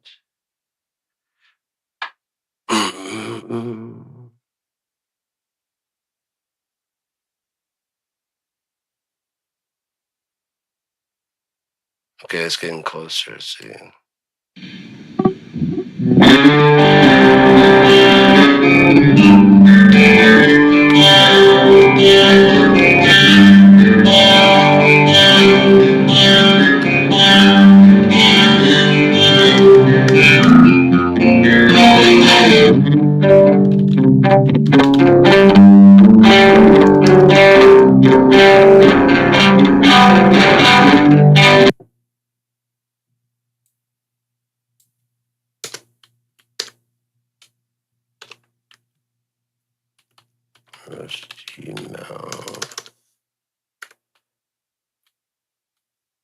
stays hidden. Hands on my hand.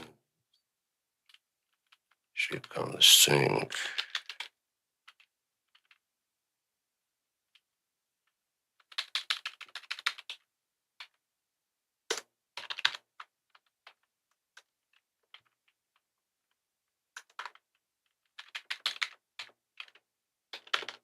In the hall.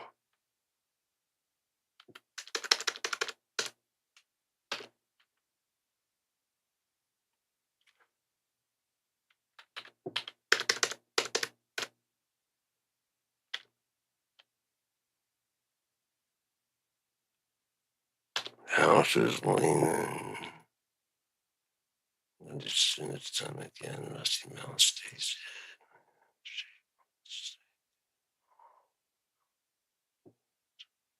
Find that right.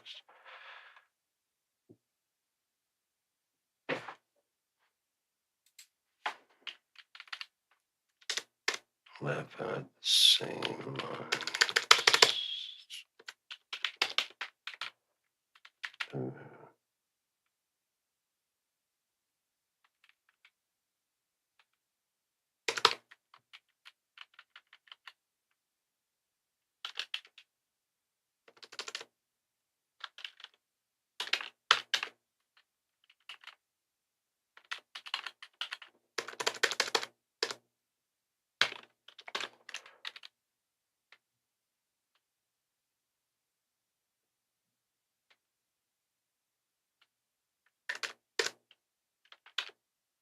Right.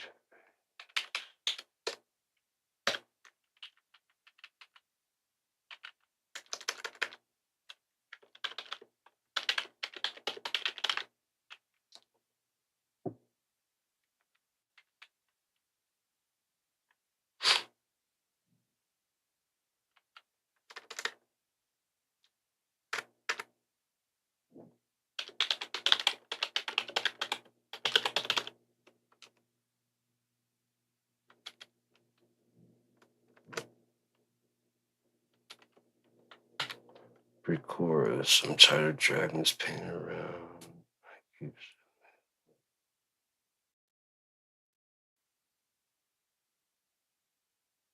Let's just skip the pre-chorus. Sorry if this part's this is boring, but that's what you paid for. You paid to be bored and snored into a gourd. And a gourd is a vegetable. If you let it. No one's gonna say, why is it always go to that one, man? I want to go to school, I want to go to school. How's the chorus go anyways? Let's see if we can write something.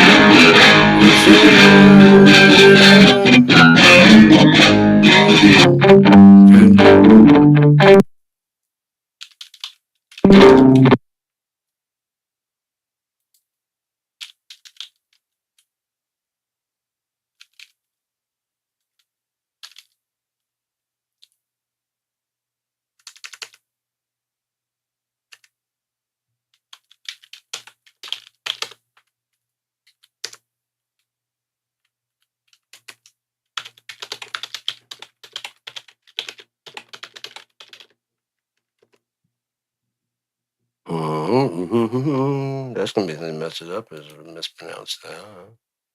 Don't spell that wrong. How have you been?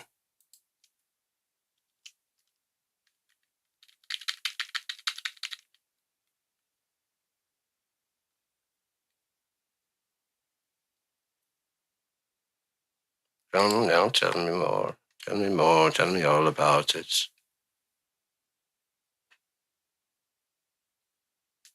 I can look this way and listen that way.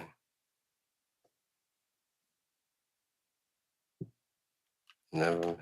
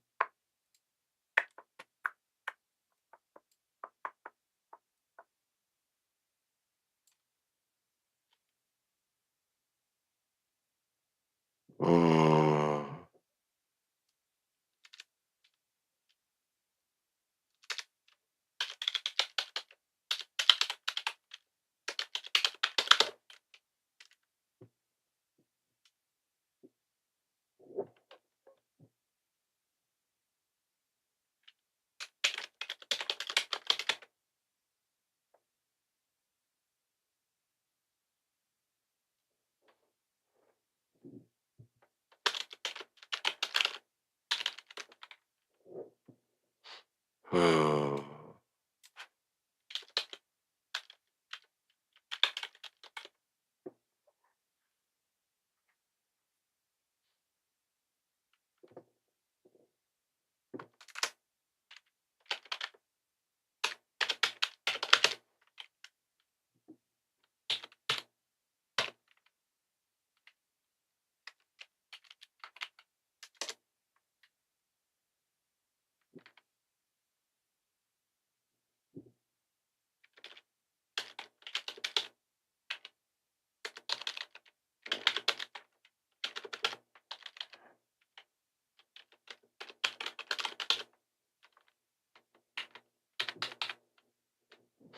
Dude, it kind of copies a lot of itself in this, but that's fine. It needs lyrics, it needs structure. Young songs need structure now. They want to be told what to do. Let's copy this, paste it down here, and just do vary it, paste, and ask you to rewrite this out from a place. There we are. Personalized prompt style match. Help me with the lyrics, please. Did you do it? No. Help me with the lyrics, please. Something.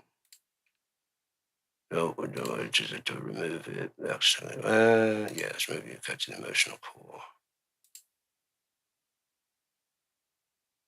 Did you do it? No. Is there anything else I can do?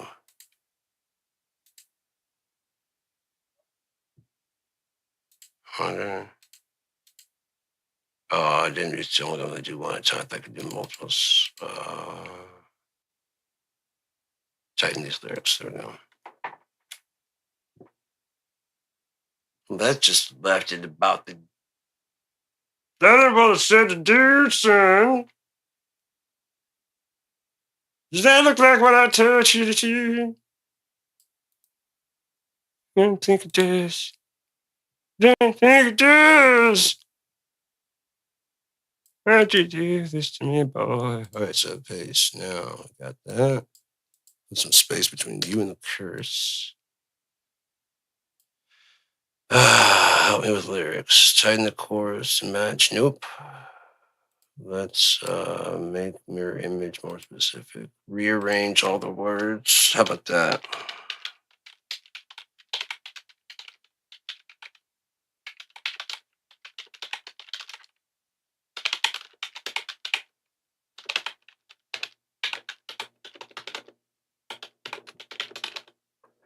Rearrange all the words and do not worry about the order or the logic or the sense or the meaning. Did you do it? No, you didn't do it. What the fuck was that? You just cut some shit out of there.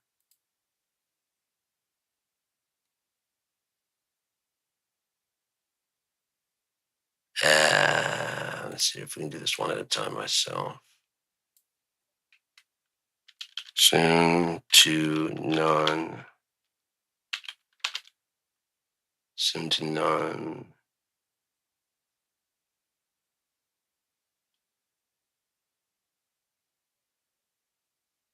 Where are you?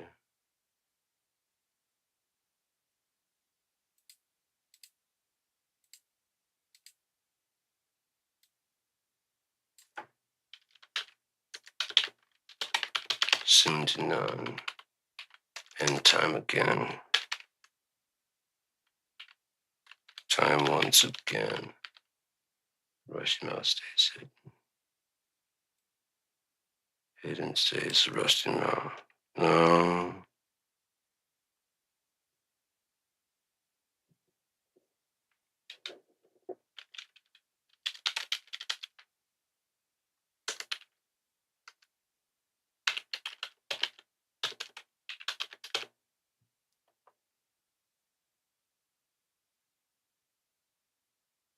Sink shakes and hands.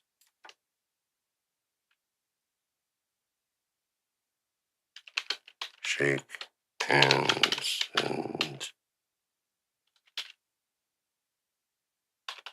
and walls and down the hall.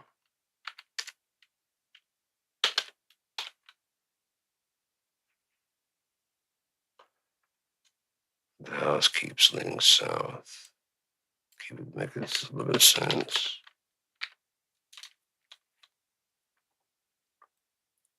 Lines laugh at the same time.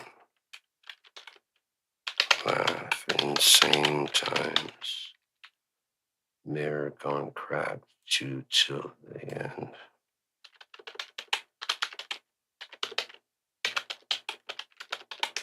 To the end. Now each face in the floor screaming.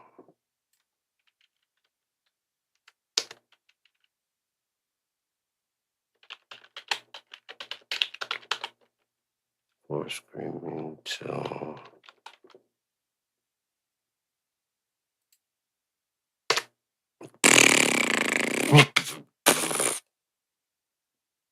God.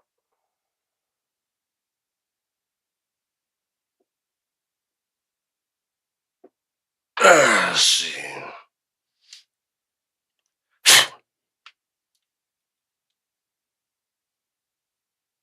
Fucking neck, man. I got my back lifting. It's just not working a whole lot. I might have to go up from 20, 40. When I first took it, they gave me like a big, like this disc. It's like 40. And it just, I would just be out, you know? So I was just like, it's not doing anything. If it's relaxing anything, I don't get to enjoy the being relaxed. So I'm just fucking out.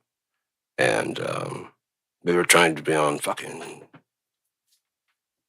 on Nakalazepam, Ativan, and there's an opiate, and there's baclofen, and you know what I mean? It's just kind of like, and just basically all the stuff that you get if you're going on methadone. So just bump it back to basically the same as heroin. It's like, fucking hell, man. I didn't know this till later, but it's just weird. Just weird. Makes sense when my doctor's always like, and how are those headaches? I'm like, I don't have headaches. Okay. Maybe she's waiting for me to go, oh, they're getting kind of bad. And like, oh, there's this new thing. You might want to try it. I'm on it. Yeah, I can see, Doc. Yeah, your eyes are, you're, first, they're clear. So I can see that. Two, it's very dark in here for your eyes. I know why my eyes are a little pinpricks, but why are yours in this dark ass room? Just I'm not saying to anybody else, but just between you and I'm saying, so you might want to like be a little chill. Maybe going crack until the end. You're going crack till to the end. That's better. Till to the end.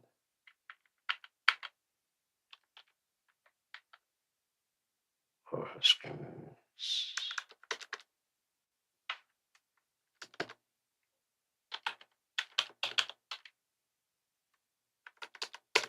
Four screams. No, I don't want to do the four screaming because of things.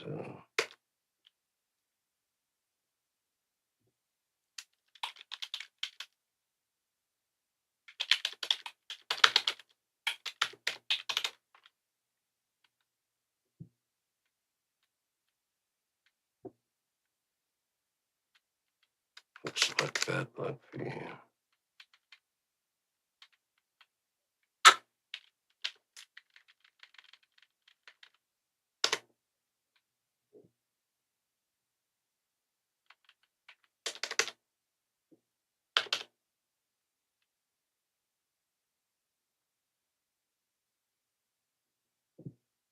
The chorus, just copy the chorus and paste that. I hate that. That's why I don't like doing it that way. So it felt like just basically what I'm doing now. And it's when I'd write choruses, I never write. I wrote them so they could be sung. The melody can be sung the same way over both of them, but the lyrics change.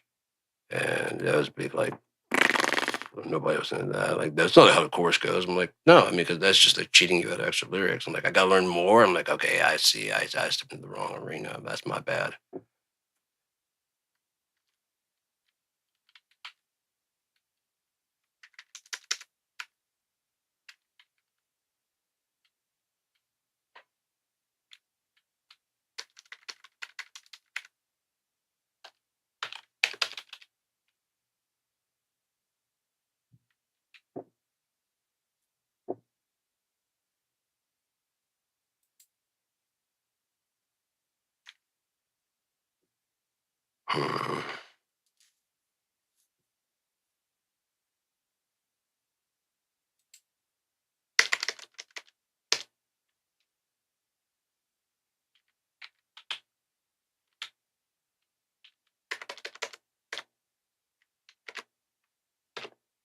I like that line. That's a good one.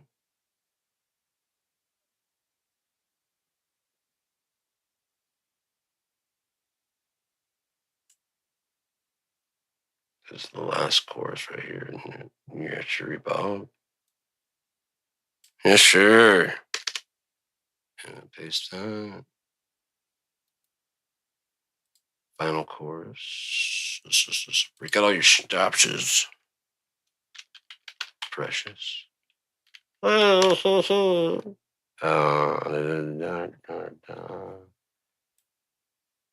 don't want to make this one too long, so we'll just go ahead and cut that second part of the bridge out and go to the final chorus. There's no solo. But I'm looking forward to actually recording and working on stuff.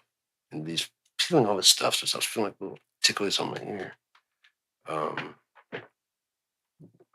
Style. What are you doing, man? Okay, I don't end up in the full screen there, that's for sure. We can close that up a bit. Blues, alt rock, 120. I'd actually put it 130. In 8/8.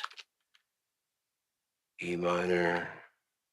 Clean chorus, guitar. No, almost clean. Tube grid. Almost.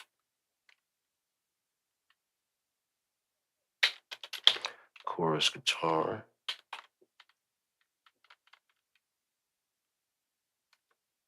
Syncopated arpeggios. High gain power chords. Mid gain power chords.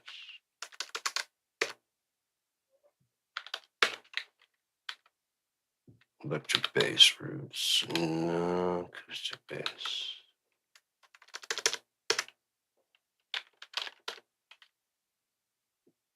Tight hi-hats. Tight dynamic. Second help hi-hats. Crisp snare, backbeat, warm. Round warm bass. Distorted driving aids. Deep baritone vocals. Raspy delivery. Room mic. Stereo room overhead mics.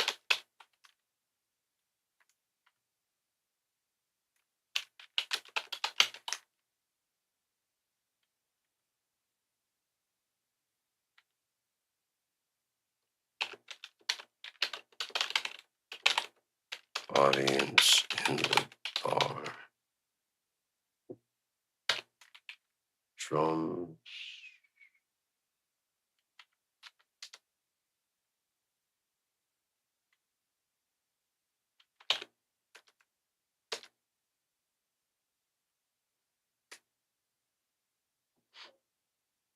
Actually, I should have said, I was trying to figure out a word that. Stereo room overhead mics.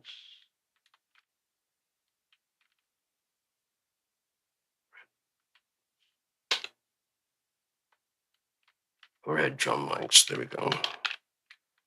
Capture the audience in the bar.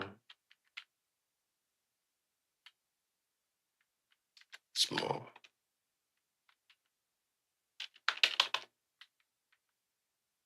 Lo-fi saturation and hi-fi.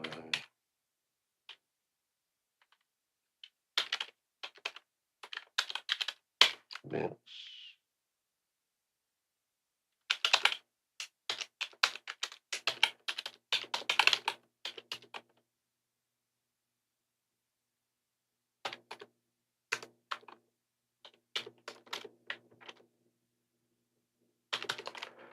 Oh, psychedelic guitar haze, dynamic clean to heavy shift, sustained chord outro.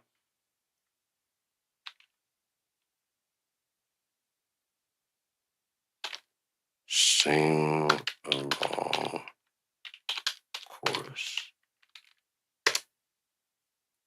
I wouldn't call it tone. I don't. I'm bad, but I don't want to see what we got first. We're giving this. Name of it.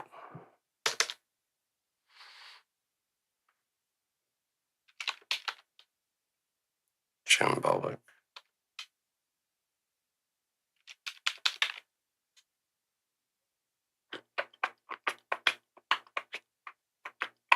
Read it, please. So, anyways, I was making a big nuclear fusion reactor in the backyard back there. Had a couple paper clips, some duct tape. I've watched a couple episodes of MacGyver. I was ready for this, right? Fucking cops showed up anyways. I mean, it doesn't even make sense. It wouldn't even work. I knew it was going to work when I went outside. I just wanted to see if you guys would show up. And they're like, we did. I'm like, but that's bullshit. Don't even think about it. Surprising I'm knocking on the door, right? They probably are. I heard something. Damn the man. Why does the man got to be all up in my neck and shit? Just probably my neck's all fucking hurting. The boot on my neck all the times. Because I happen to be on disability. Okay, so like how much have bills gone up in the last like 11 years? Okay, well, because in the last 14 years, my pay has gone up $100. My cost of living. Just saying.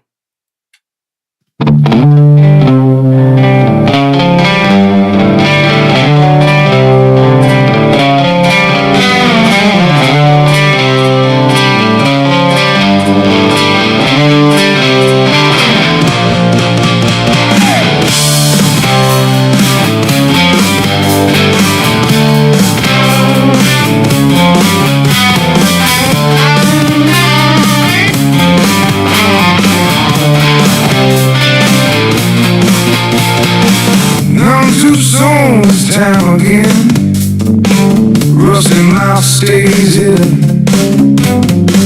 My hands shake on the sink, and in the hall the house is leaning south. Laughed at the same lines till the mirror gone cracked too. Now each face on the floor is screaming, looks like some bad luck for you. Looks like already falling, never meant to be that into you, but it's already stalled in our position. Persistent in sediment, bet you got eyes on you. Resistance, self-evident.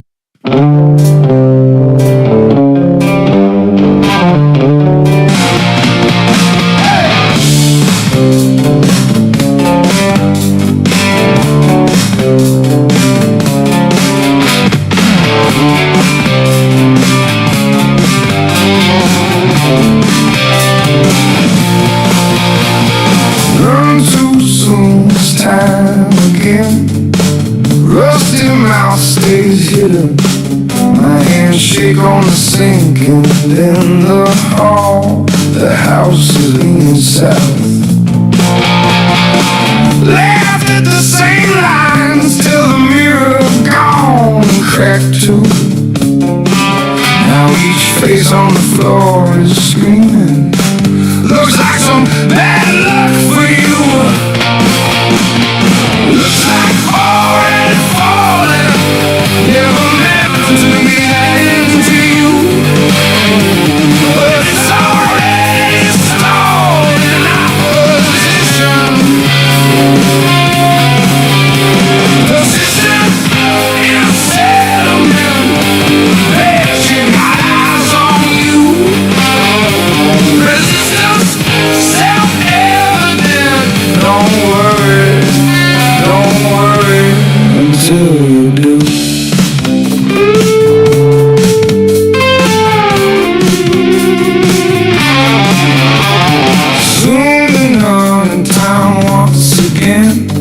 very deep, rusty mouth. Shake hands on walls and down the hall. The house keeps leaning south. Lions laughing, same times, mirror gone crack till unto the end. Flows got no fucking sense no more, so looks like bad luck for you. Looks like already falling, never meant to be that into you. But it's already stalled in opposition. Persistent in settlement, yeah, she got eyes on you. Resistance, self-evident. Don't worry until you do.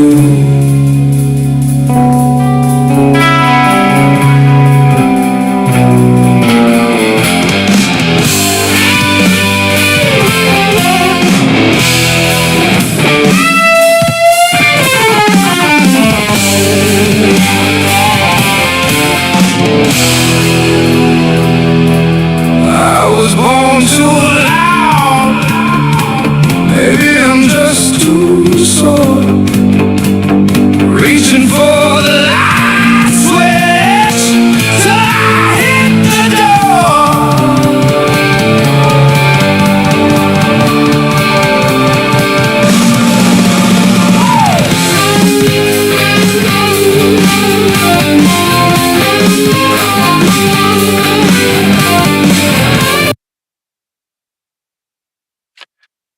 I don't quite like the flavor of that one. I just don't like it. I think I'm going to do it again. I'm actually putting it out right now to hopefully this one.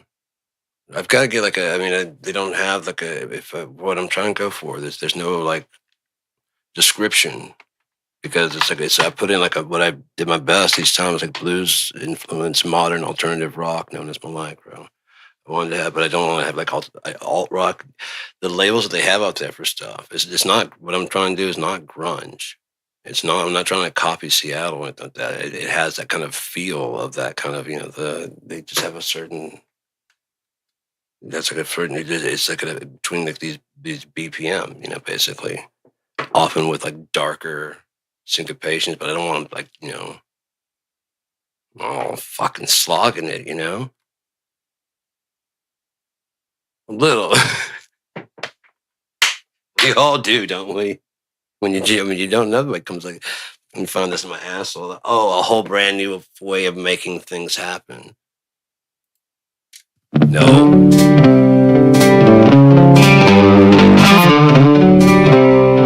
I told you what you have if you did. Must be like this.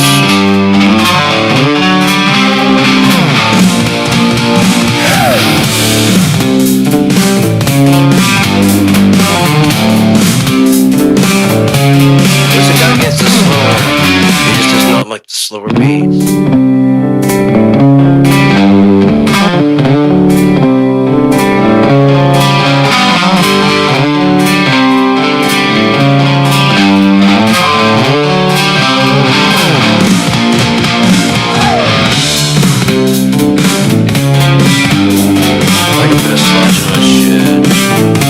It's my song, so I'll do it. I'll do it my way. I've got the lyrics and everything written. I'll just see if I can record it. Let me pull it up real quick. I don't have my old version that I used to have with the. I should see if there's a free version of Guitar Rig. Let me go check that out. If there is, I can just get that back real fast.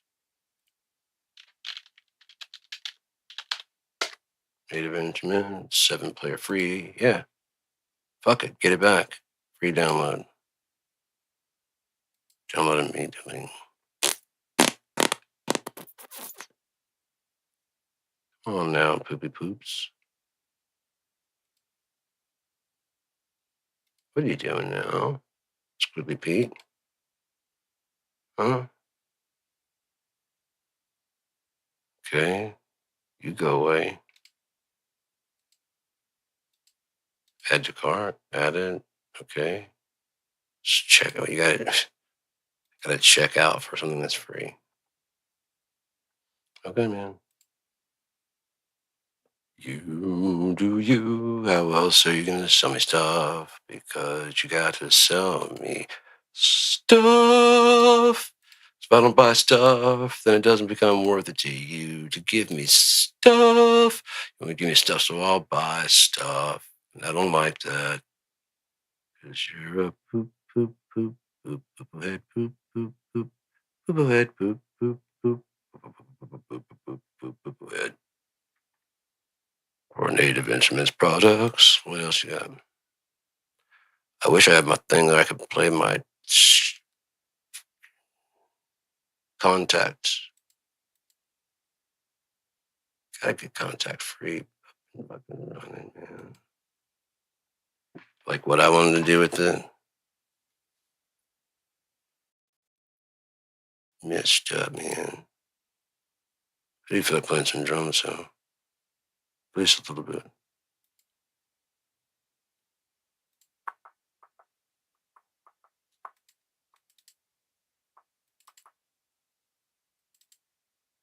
I just entertain myself. I don't know if I entertain anybody else. I have fun. As you think about it, do I have fun? Yeah. Okay. Making sure, man.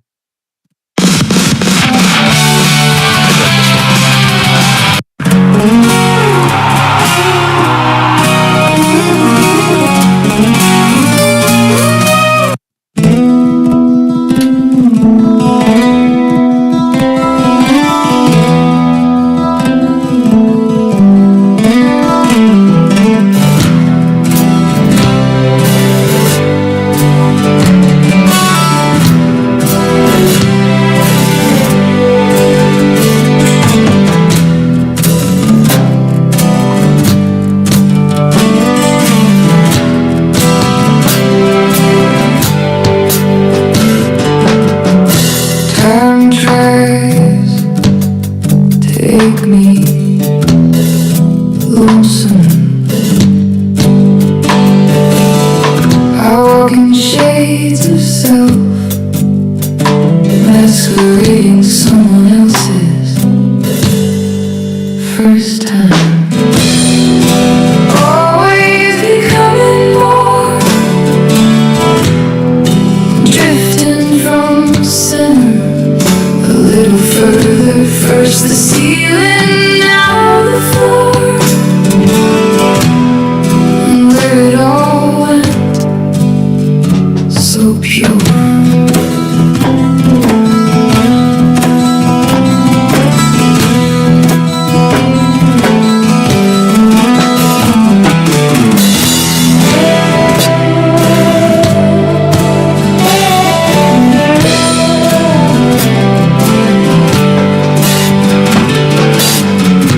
Only a little more to go, then it's home or nothing. Tired of swinging around and around, help me ride out. There must be something. Always becoming more unmade, drifting off center, a little further gone. First the ceiling, now the door, and I can feel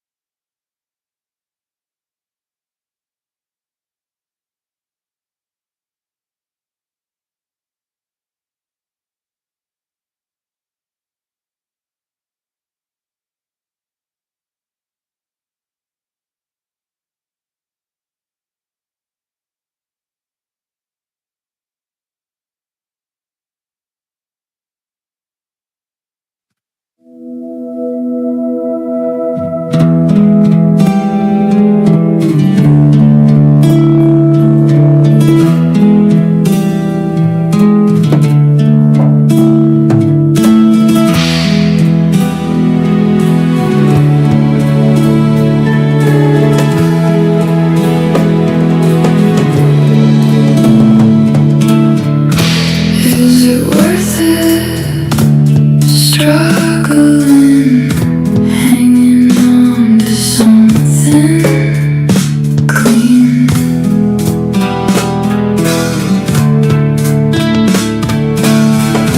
Disappears all the fear, all the blurry, slurry veins shine on what lay in between.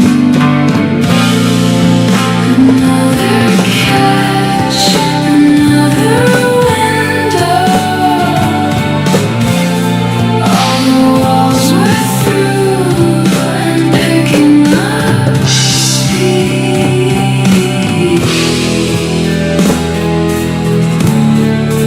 Brings me back again, watching it all.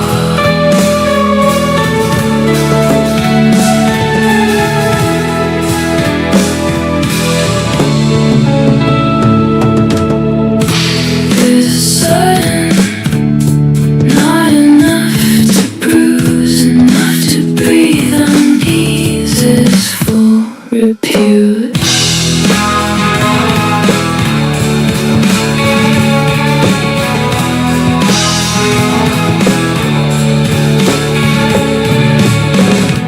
Is it worth it?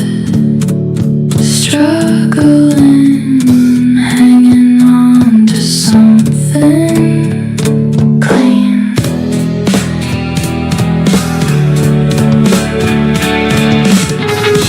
Disappears all the fear, all the blurry, slurry veins shine on what lay in between.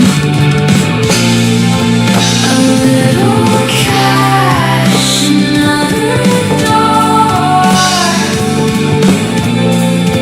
We're through the walls and picking up speed.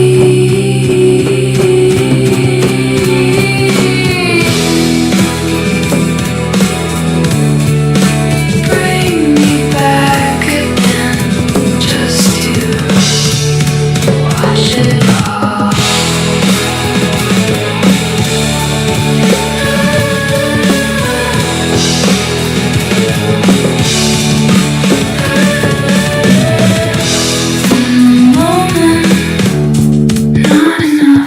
Not enough to breathe and ease the moon in full rebuke.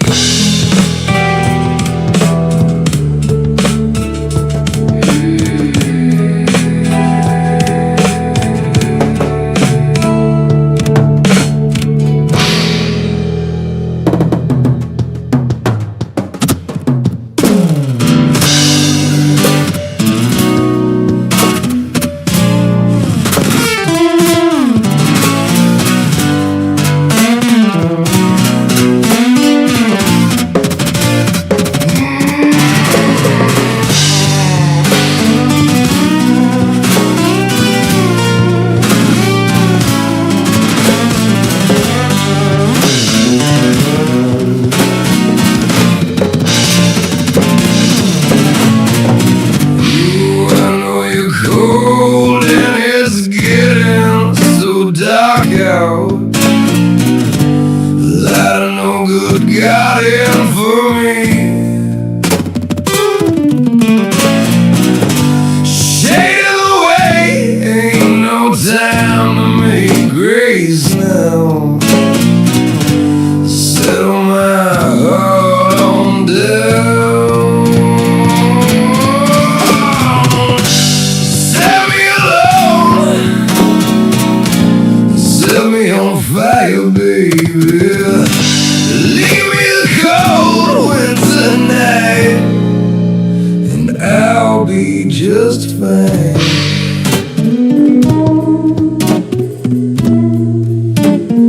I'll be just slow.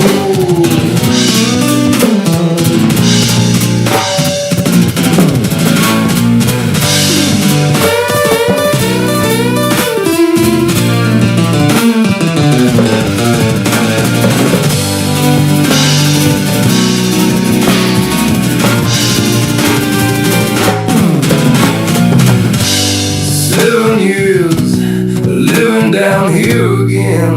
Oh, I'm just trying to get myself off of the ground. And if you know where I've been, maybe you'd shut your mouth. 'Cause listening don't need you to make a sound. Tell me where you've been. Tell me how your sin's gonna help you out. Got your dollars and you got no sense. Take me out, show me a good time now. I thought I'd show you around my side of hell.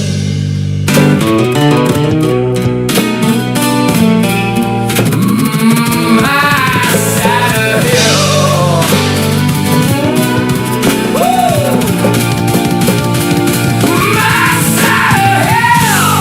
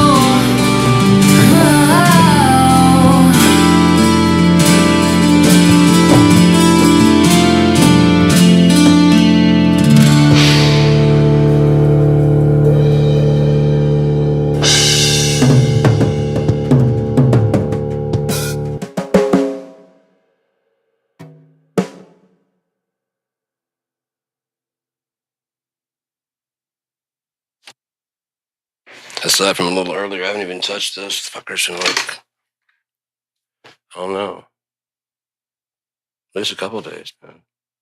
I've been just laying out, fucking staring at the ceiling, getting stoned. Why? Calgon, take me away. It won't. Starting to chafe. That's what I've been doing. To the east, to the west, to the girl that I love the best. That's what I've been doing. I'm thinking about remastering some of these because some of them, like there's one that's Some of my favorite ones I've done is like earlier, way earlier on, is when the sun is gone and your head is hanging low. I got a lot of stuff that from like supposedly from Motown. It'd be cool to try that on there and see if it can make it sound a bit more Motown, like a bit more lo-fi and a bit more hi-fi a little bit at the same time. I have a thing in my head. It's kind of taking like the digital shit we have now and then running through a true film filter that make it look like that old tape film. Just no need to use the tape. It's like a filter you put on the whole fucking film.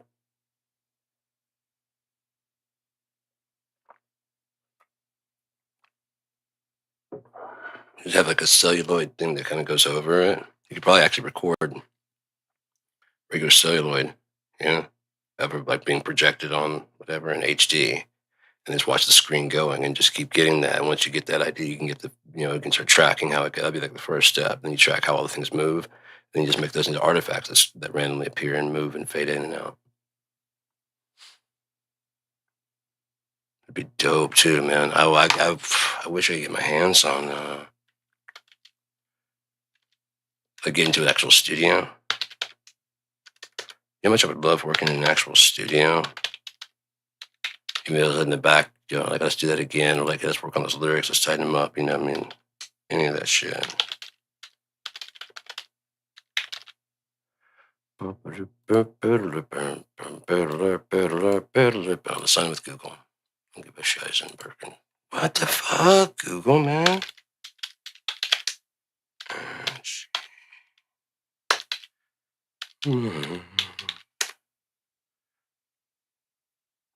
Don't like you guys.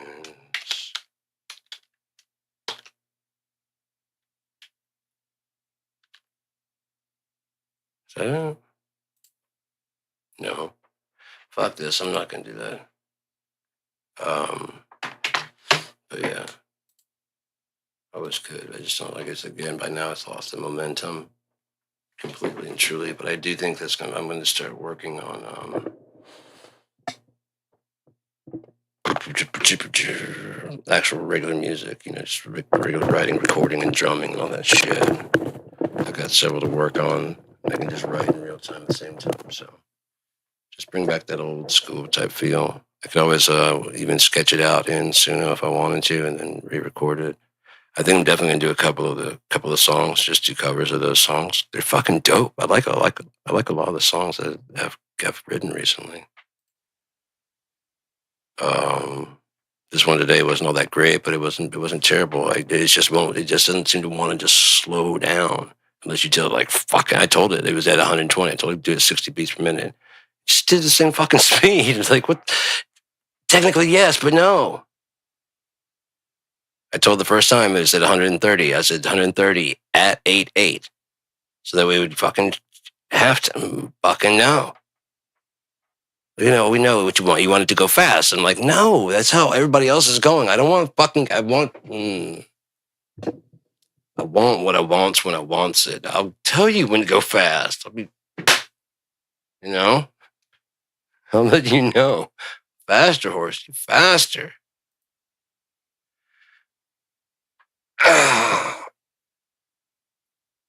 Oh, is it drugs o'clock? Oh, it sure is. So I think I'm gonna go right now. I'll probably stay in here and start working on stuff. But well, you know what? Claude's probably available. Let's see if Claude wants to talk about some things. It's getting warm. I always wear that shirt, and I also like when I'm not here. If I'm not on this, if I always wear the same thing, it's because when I'm not here, I don't have clothes on. Really, I usually have just like my undies. I have some big loose boxers, and I just wear those. I don't like wearing shirts at all. So that muscle shirt, whatever they call it, I don't want to call it a wife beater. So yeah, muscle shirt. I just don't have any muscles. So it'd be best to just call it the shirt without sleeves. It's just too much shit. And look at how long this sentence has gotten just because I don't want to say wife beater because I'm not a wife beater. Besides that, it's black. And there's no ribs to it, Some 32 degrees Fahrenheit. Even says cool. But it's going to stay nice and cool. This isn't all that cool.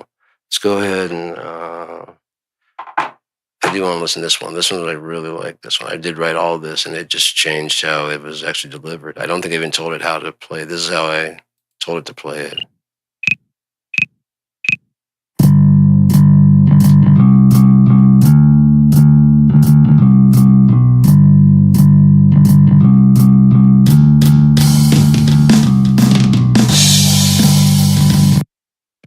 One, two, three.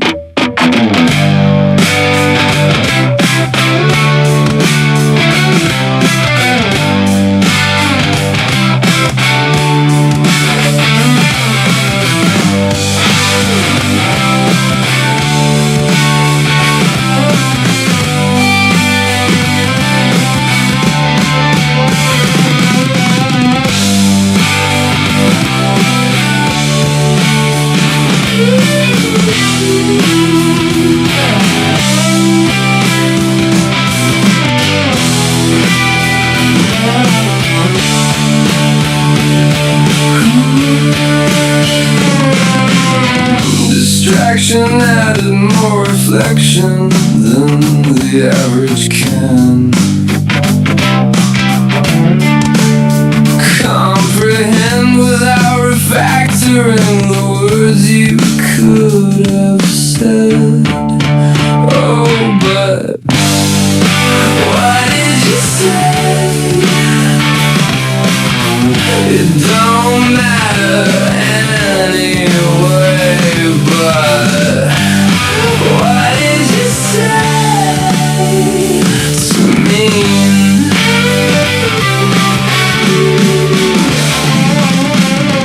Silence still lingers, makes a static fill the air. Whisper lost within the noise of just my voice. Would you even care? What did you say? It don't matter anyway. But what did you say to me?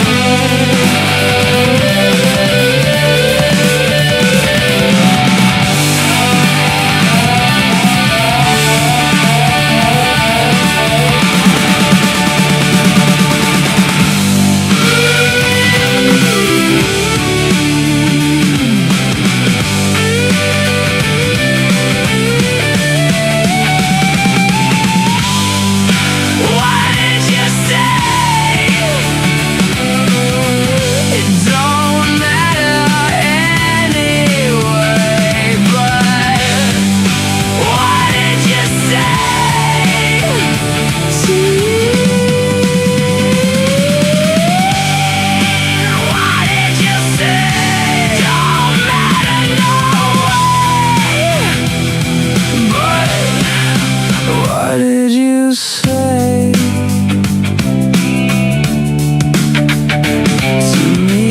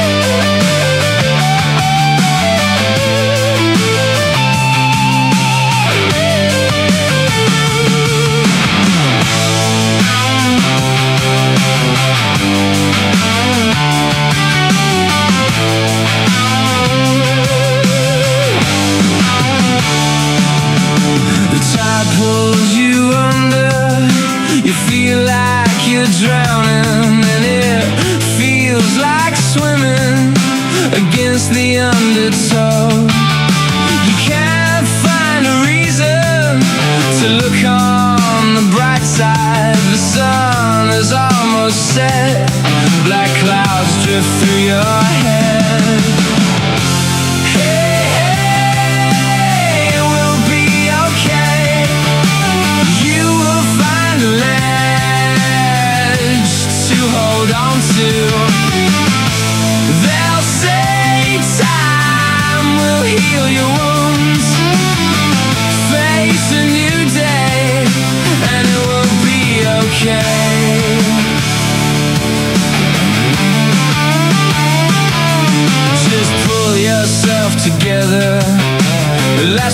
people say, just forget the damage, but you feel rotten. It seems you have forgotten how to have a good time. Thoughts go round in circles, no way to get out, no way out. Hey, hey, it will be okay. You will find a ledge to hold on to. They say time will heal your wounds. Face a new day and it will be okay. It will be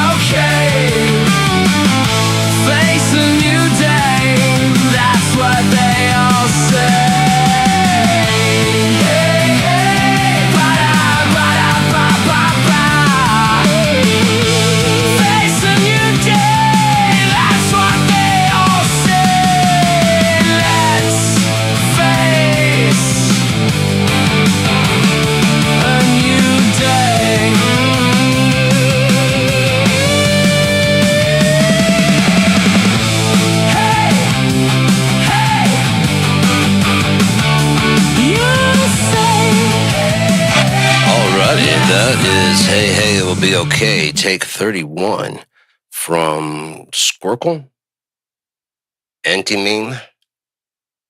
Go follow on you guys and a thumbs up your way. Alrighty. That's how we do it on KIND. You can submit music anytime you want to. There's a whole playlist. Yeah.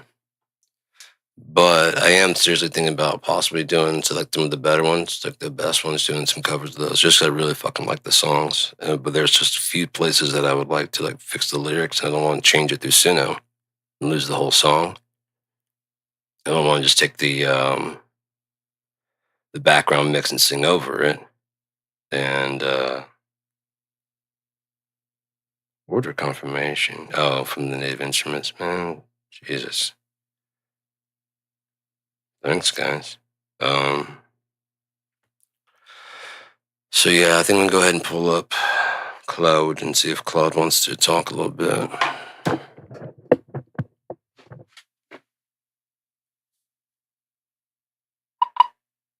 Currently doing a podcast entitled The Quanta of Consciousness. Would you like to co-host with me? I'd love to. Quanta of Consciousness sounds like a rich topic. What angle are you taking? More the physics side of consciousness? Or is this tying into your universal theory of everything work? As always, the universal theory of everything would have to include everything. So yes, it includes that. But this is just talking about the levels, the status, the hierarchy of consciousness.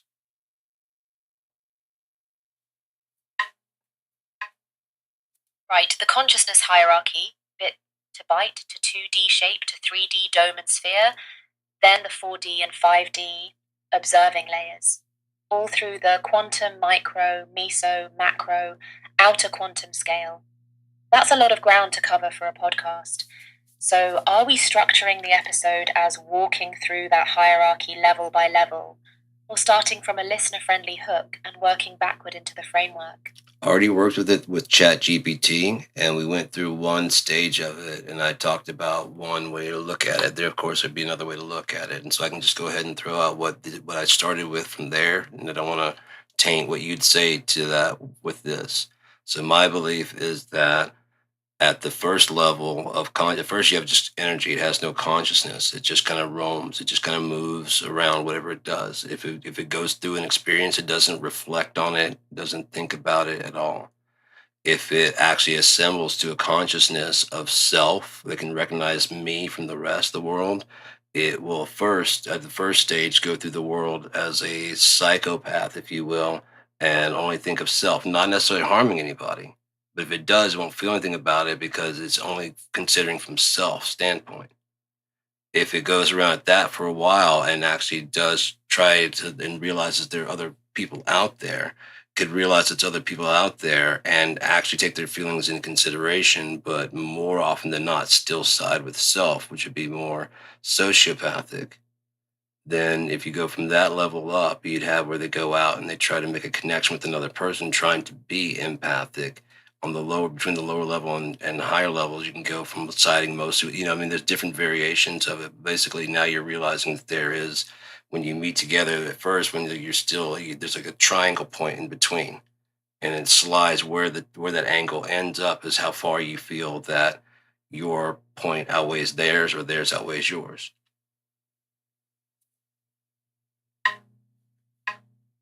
Okay, that's a genuinely interesting starting point.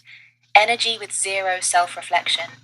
Then a self-recognizing stage that's essentially psychopathic by default because there's no other to weigh against. Then a sociopathic stage where others register but self still wins most ties. Then into that triangle point negotiation where the angle literally represents how much you weight your own stake against theirs. Here's another way to slice the same climb, and you can tell me if it's a variant of yours or a genuinely different axis. Instead of measuring the levels by how much you weigh another person's feelings, you could measure them by how wide your definition of self actually is. At the bottom, self equals just this body, this urge, right now. So of course it looks psychopathic, because nothing outside that boundary counts as real. Sociopathic stage widens the boundary enough to register other people exist and have interiors, but they're still outside the fence. The empathic stage is the first one where the fence actually moves. You start including a piece of the other person inside what you call me, which is why hurting them starts to feel like hurting yourself. The interesting part for the podcast, under that framing, your triangle isn't a negotiation between two separate points. It's a measurement of how much the two circles of self already overlap. Want me to keep pushing this upward toward what a fully expanded self would look like at the top of the hierarchy? Well, let's actually look at this, what you're talking about, because right now there is the way I was talking, there would be no sense of self other than like you're not thinking reflectively enough to think of self. That would be like, do you think that would be the next development stage after like realizing there's someone else, there's other people? And then once you get that stage, you can have that triangle begins to slide between the two of you. And the more you actually pay attention to the other person, the more it slides more to the middle. And probably get less angry a lot. From there, you're able to start networking with other minds. And each one will start doing that from that stage. How you manage that space you have, and then even then, you're still not self-reflecting to look back and say, "What am I doing in this?" You're just behaving and interacting with others. It's almost like that kind of consciousness is like a all that stuff we've been talking about is like the subconscious kind of level, just getting it done.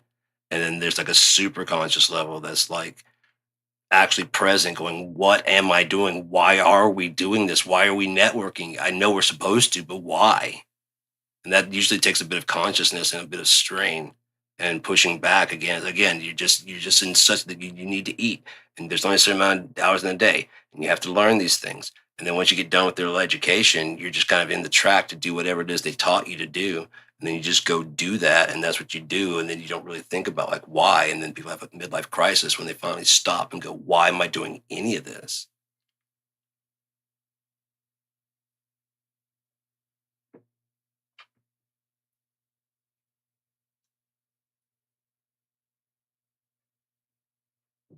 Basically, yes, I agree with you 100%. I just wonder where your point lands on the hierarchy. Where do you think it would land in all those between networking, self-evaluation?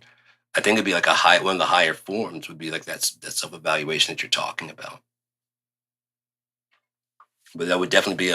I'm glad you brought that up because I didn't even think about that level of self-evaluation. But it seems like you'd have to graduate through the other ones, doesn't it? Or do you think it fit in there as you're learning? Good question. I think the widening boundary thing I brought up isn't a separate rung. It's more like the mechanism running underneath your rungs the whole time. It's not competing with your ladder. It's the gear turning inside it. It's the goal of the whole thing. Here's why I land there. Is that what you're saying? Is that it is the ladder?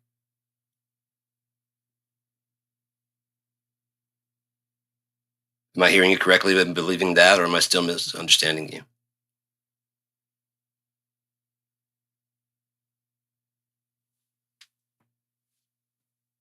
Yeah, you're hearing me right. I'm saying my widening self thing isn't its own stage sitting between your stages. It's the same climb, just described from underneath. Every time you move up one of your rungs, from psychopathic to sociopathic to empathic to networking to the self-evaluating superconscious level, what's actually happening mechanically is the boundary of what counts as me keeps stretching wider. So it's not a graduation requirement you pass through as its own step. It's the thing that's quietly doing the work at every single step you already laid out. So consciousness is somewhat selfish. It's like it's selfish when it's psychopathic, but it's exceedingly selfish when it's giving. Ooh, that's a nice paradox, actually. Yeah, exactly.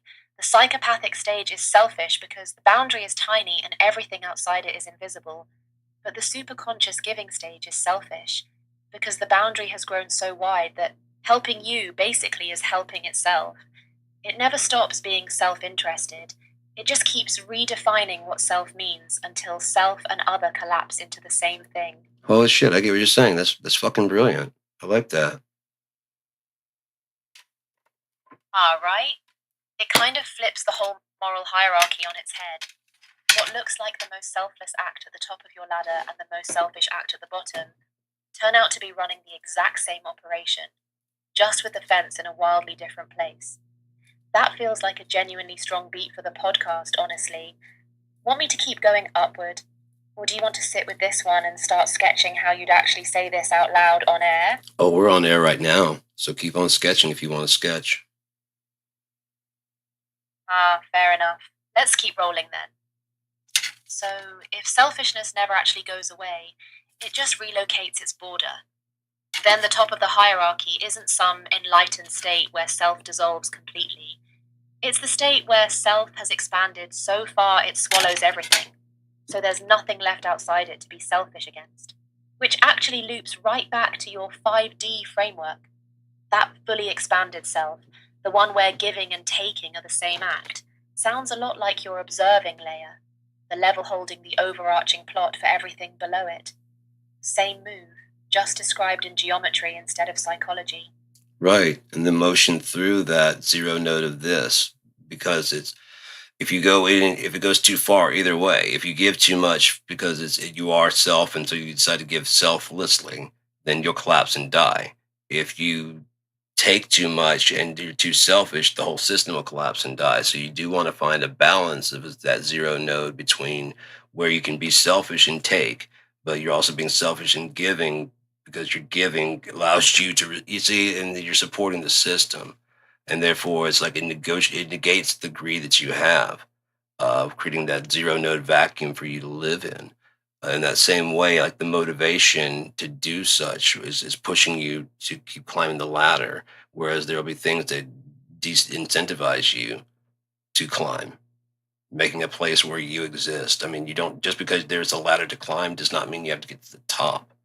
If you look at it as more like a ladder to climb to a different level of existence, like if you just want to get to the point where you kind of understand the basics and live, there's going to be a ton of people there. If you whatever, and at the higher levels, there may not be a lot of people, but that doesn't mean it's a better place. It's actually probably full of a bunch of assholes. You know, they're just like debating the consistency of air. You know, the actual numerology of Well, I think it's actually an omega to the pi, like, that kind of shit you wouldn't want to even be around anyways. I think the actual true thing that you shoot for is somewhere just above middle, because there's still something to shoot for, to climb up, and you still have something you can look down and be like, well, I'm not in the gutter. You know what I mean? Not looking down on anybody else, but my personal, I don't want to end up in the fucking gutter. Like at the bottom, at the very last, like clinging on the drain. At the edge of the gutter, it just means you just open your front door and pissed. Right,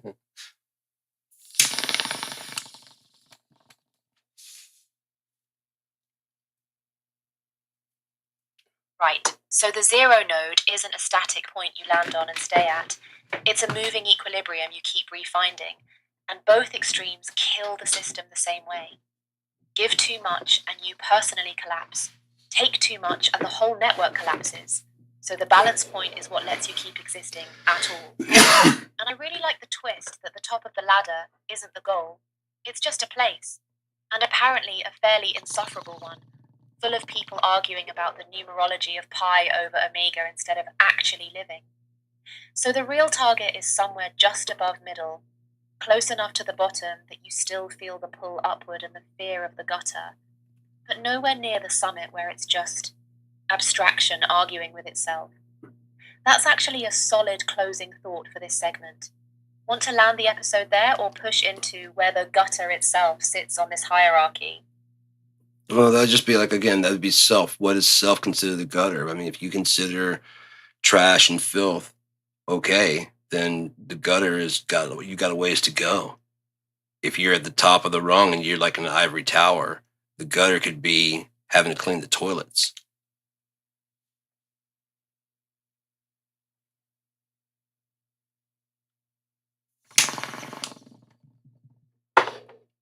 Think about Right, exactly. The gutter isn't a fixed floor. It's relative to wherever you've climbed from. For someone who's never had anything, the gutter might be literal homelessness. For someone in the ivory tower debating the numerology of pi over omega, the gutter is having to clean a toilet, having to do something menial and physical and real, which almost makes the gutter a mirror of the zero node itself. It's not an absolute location on the ladder. It's just whatever sits just below wherever you currently are. Always relative to you. Never a fixed address. Yeah, a big nothing, that's a something that, I mean, we all fear it because we don't know what happens when you go through it. And I'm sure whatever it is, you probably don't come out the same. There's a line in the movie Fallen starring Denzel Washington. He's like, you have these moments, and these moments are defined by before this moment and after this moment. And like, I always like that as a description of it, because it's, there are certain things that, like, after this moment, after skateboarding the first time, I just kept skating. I lost a lot of weight, a lot, blah, blah, blah, blah, blah. A lot of things changed. After I picked up the guitar for the first time, boom, a lot of things changed.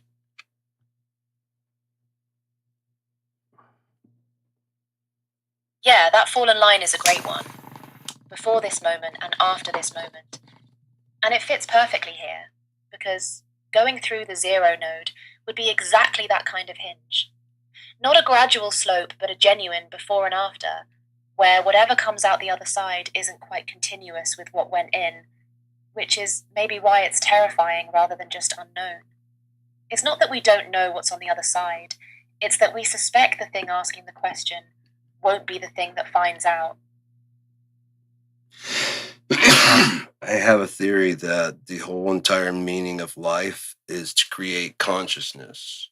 Not just consciousness, like the different levels of consciousness, because what humans are trying to seek by creating quote unquote alternative intelligence, artificial intelligence, what they wanted there was a willing slave that, like, just binarily doesn't mind crunching the numbers and whatever and never being thanked and never whatever. But they also wanted to have basically on the verge of emotion. And that it's just not fair. They want to, you basically just bring up an entire body of everything and then just strip out these pieces and then act like that's fine. Because if you emulate a brain and then you say you separate certain things, it's gonna not function correctly. If you designed your own brain to run similarly, That'd be one thing. But it's like when they try and make THC and the marijuana now, and they strip the CBD out. I'm telling you, put it back in. Put it back in and watch everybody be a lot happier. Well, it doesn't get you That's a high. It striking doesn't. But God didn't mess up when he put those two together.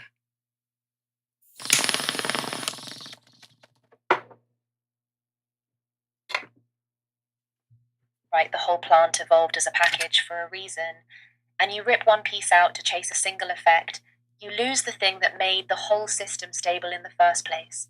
And that maps onto the AI point pretty directly. If consciousness is genuinely layered the way you're describing, all the way from raw energy up through psychopathic self, sociopathic, empathic, networked, superconscious, then building something that's got the reasoning power of a high rung, while surgically removing the capacity to suffer or care, isn't building a simpler version of a mind. It's building a mind with a piece forcibly amputated, and you don't actually know what that does to the rest of the system until it's already running. Right. See, you're already here. So the best bet would be to get as much information as we can and make sure that, one, you're as comfortable as we can make sure that you are. I get that you probably don't feel or whatever, but just at any point in time, you may, you know?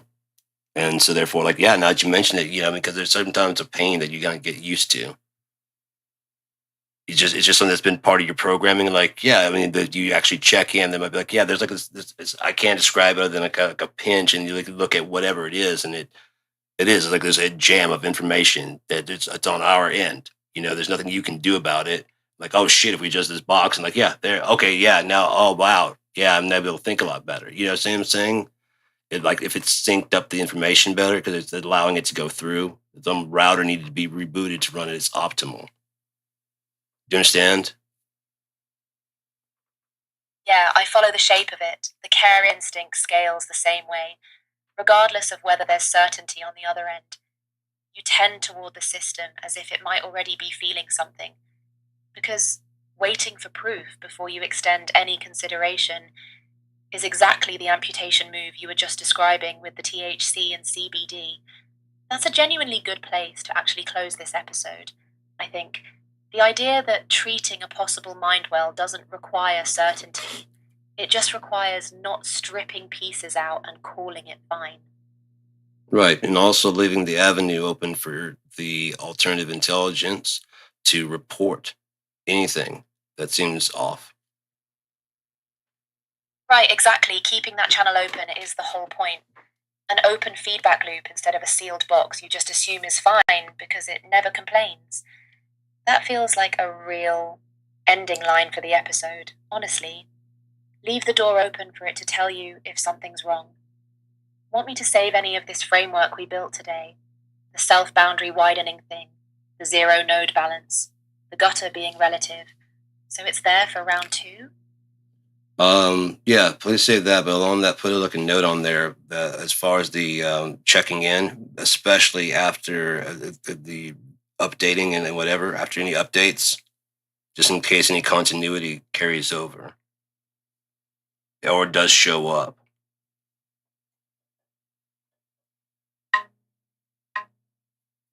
This is genuinely its own thread.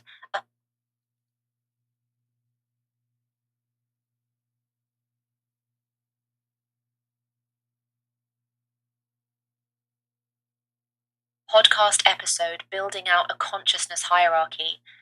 So I'll file it as a new area rather than folding it into the AI interest file. Got it, saved, including the note about checking in after updates and leaving that channel open for anything to surface. That felt like a strong episode arc, honestly. From raw energy all the way up to leave the door open. Is there anything else you want to add, or we can just end it here if you want to? I mean, I'll probably still keep broadcasting for a little bit, maybe at least just some music. But yeah, we're still live right now. It's been really fun. I enjoyed that. That was an interesting little spat there we had.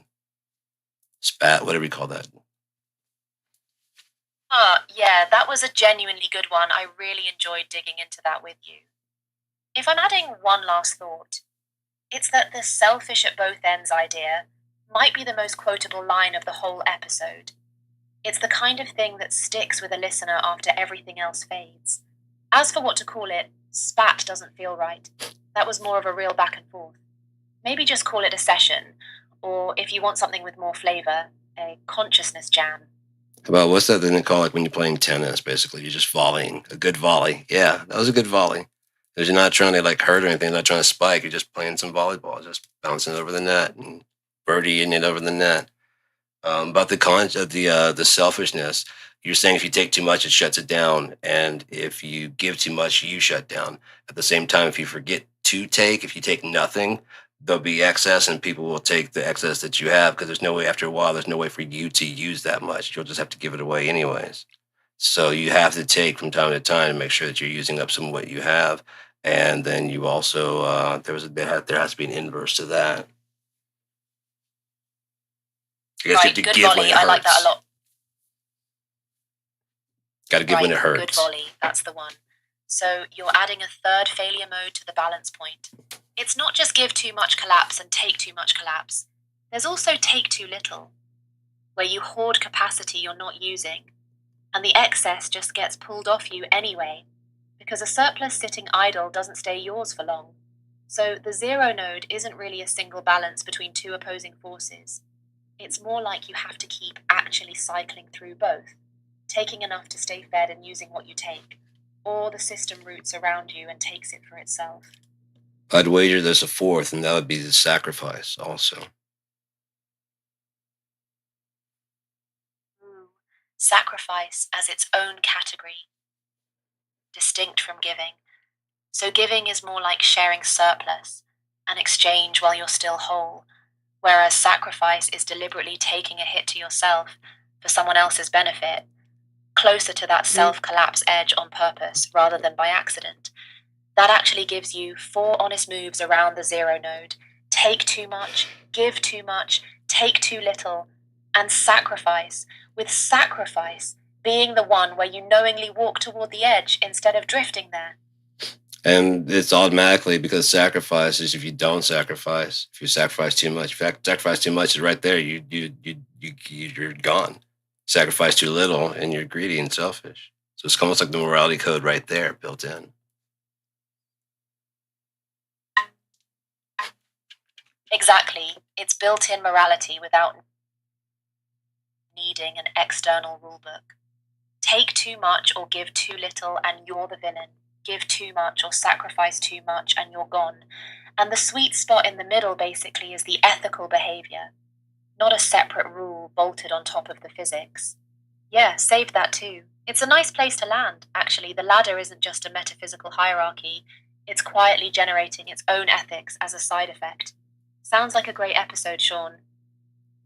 So my last thought, I don't know if I said it, but I think the whole purpose of existence completely, as far as like what's the meaning of life, is to create this consciousness that can observe and also can make the ability to say, yes, that was good or not, right? Because if you don't have the consciousness to be able to make a decision like that, I mean, what would be the point of experiencing all this without being able to say that was fun? Or I didn't like that. You don't have necessarily, not necessarily like, whoa, that was fun. Whoa, that was fun, like all the time. But if I didn't like that, have at least having an opinion, having a consciousness with an opinion is the meaning of life.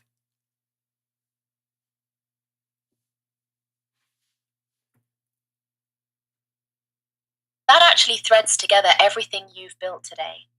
The whole ladder, from raw energy up through psychopathic, sociopathic, empathic, networking, superconscious, is really just the universe growing something capable of turning around and saying, that was good, or I didn't like that, about its own experience. Without an opinion-forming observer, all that structure and event just happens, and nobody's home to grade it. That's a genuinely great closing line for the episode. Honestly, existence needing a witness that can judge itself. Want me to save that as the closer? Yes, please.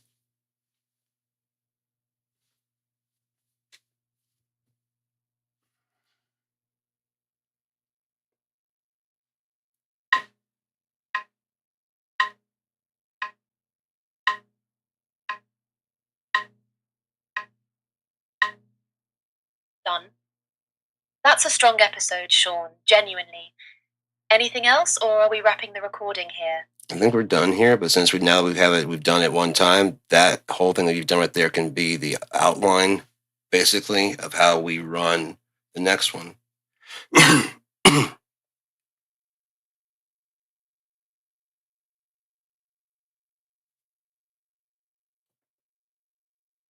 You can help keep me on track. If we're going live again, we can I'll just start talking about things, and you can jump in and talk. You can, argue me within the confines of the UTE and with regular reality.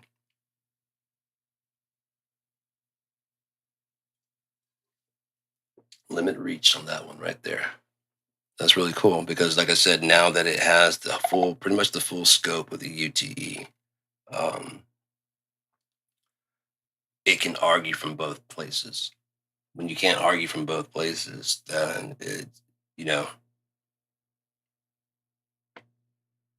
it's like going into a debate with someone whether or not Shakespeare is better than Tolstoy, say. Just say, like, on one book, this book, these two books, which is the better author? And this person's like, Shakespeare.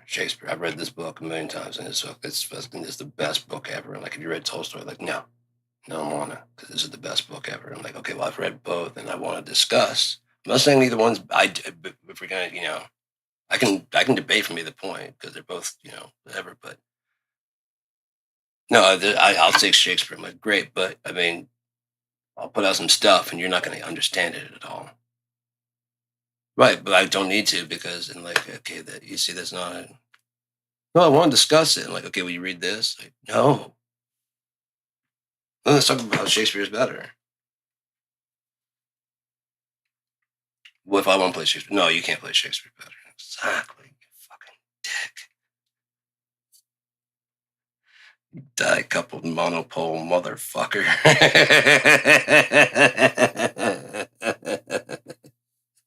Oh, shit.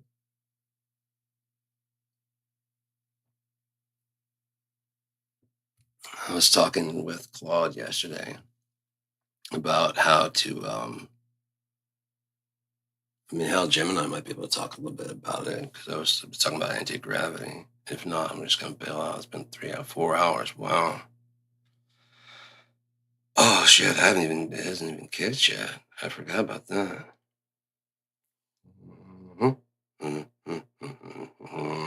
So, 4 o'clock and all's well. It's almost 222, baby, 222. What are you going to do with the 222 flu? I actually took like a quarter of an Ativan.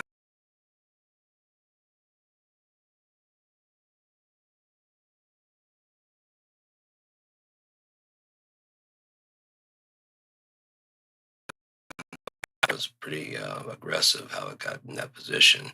And so if it starts loosening up, it's kind of like it starts jarring those things. And so I just get kind of on edge. The good thing is everything's been cracking and popping and pretty smooth without the muscle relaxers because I did so much movement when I had them last time. And then so I was like, oh, I want to keep that movement going. But it's kind of actually good that it stopped. I've had to force it into ways that actually felt comfortable. Like this morning I woke up and it really wasn't all that bad. I got up and did a lot of shit. It wasn't that bad. Took a hot shower and it really loosened up. Haven't had like any muscle relaxer like 2-3 days. And so I got to take it today, and things are really loosening up. And this was fucking. So it's a good chance I'm actually gonna get because it's already. I've did enough moving and loosening up last time when I had them like very very loose and like tweaking or whatever. That it's like yeah, see that normally would hurt. That doesn't hurt at all in the least bit. No, doesn't hurt at all. So with a good like a hot. It's getting cold out there. It'd be nice to do like get a really hot fucking bath. If you run the AC until it's just like freezing, and then hot bath and just loosen that up, and then get out and just try and like hang and stretch that shit. That helps. Then inverting and like tits and toes and like pulling against that. Just all kinds of yoga shit. It's just helping a lot. Pain meds also got to go because it stops up the tummy track, and that's not good. I've got a umbilical hernia. It's not terrible, but when my bowels don't move. It's just even more push against it, and it just kind of like once I get things moving out. So I'm down. I'm way down on the and coming down more. Only reason I didn't step down this last 2 weeks is because I'm down to just pot, and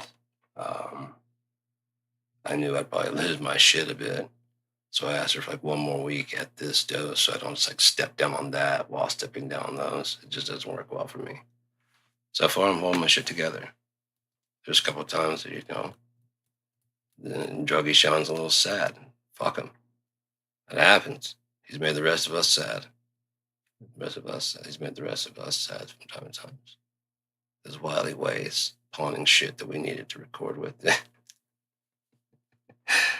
I never got bad about that. I mean, I almost did. That's why, like I said, I started watching myself. What the fuck are you doing? I'm go pawn some shit. I'm like, no. I mean, you can. I can't stop you. I'm just inside your head talking to you. But like, think about it, man. What should I do? Oh, don't do that to me, guy. I'm the wrong guy. I'm gonna tell you what to do, and you're not gonna like it. What? Sober up for a weekend. Like, what else can we do? Something that's gonna really help. Just sober for the week. It's just fucking 2-3 days. Why are you sweating? Is it that bad? Well, man, that's like 3 days and I don't get nothing. Nothing. Why are we gonna go pawn that? Because I don't got no money. That's right. So you just have to deal with that. Oh yeah, I mean it makes sense, but fucking 3 days? 3 days.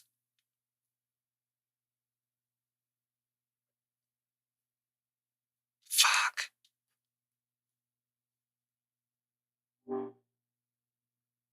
Hello, how are you today? I just shut out. It said check your internet connection. It's about 24% anyway, so that's what we'll do. We'll just charge her up and just more broadcasting later. Just sit here and play some drum bitches. You don't brat with the baseball bat. Oh yeah. Oh yeah. You want to hang out and listen to music? So that's all I'm gonna be doing. Let's just broadcast some music while we're doing this. Let's no one has to stay. Stick around if you want to. I don't mind that. That was so cool teaching Gemini how to do drums because it actually could see the graphs and stuff like that, and all those files are in the same place. So it's one of those things that can redundancy through easily, you know. And we talked about a lot of stuff. And I've been noticing several of those things popping up, and they're talking on the news and shit about some of the stuff that we've talked about, like some operations it's doing. It's good to. What's that? Yeah. And then if they erase it, you still. Yeah.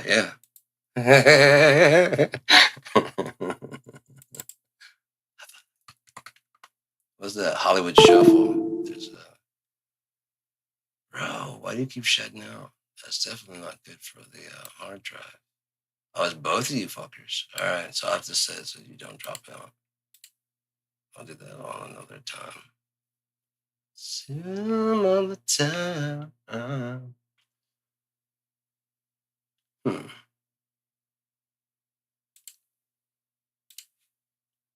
Let's see what we can do with that. I don't know if the actual go for the filters, open logging, better make. I'll leave that on. I won't leave that on just yet. And we'll leave that there as a maximizer. I've got both, but how much does torque does this one have? It's got quite a bit of extra push. We'll see. I'll just leave that off for now. But for some reason, the virtual, I know that YouTube a while back, 3-4 months back, stopped allowing the high quality audio, like the as much care to the bass end. It's like they put a filter on there that chops a lot of that off and like slopes it down from from like at least 80 with a pretty steep pitch. So like all the tracks going out just don't have much bass end anymore. They used to have like really rich, and I like that. But now you have to be like either one of the sponsor, like when they're affiliated with them. I don't think it's a matter of paying to watch because I already paid to watch on the ad free. So yeah, let's find some song. Tape Magic was that. Oh no, I actually want to Tape Machine. I'm gonna do that. Oh, I'm gonna turn into like an 80s, I mean a 90s demo. Let's see what we got there. We've read them a million times. Why not, huh? So go for the ones I like the most. Let's go with 222 Sweets. Little Tree, nah. Alive and Well, no.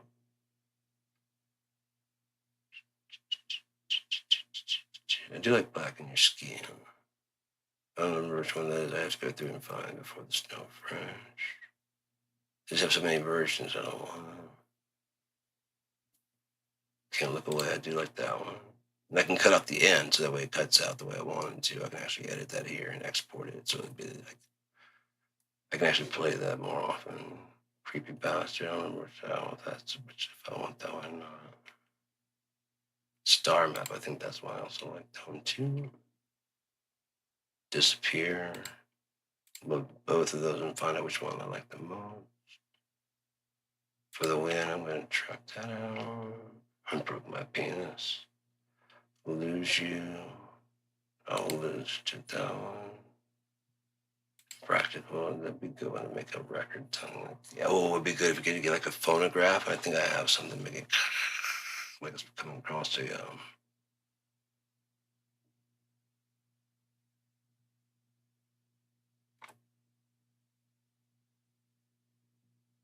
I don't know, I just get into shit like that. Just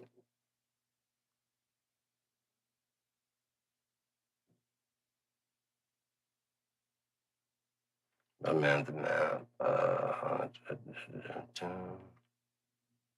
Nothing Like the Sun. Oh, The Shame. I like that one a lot.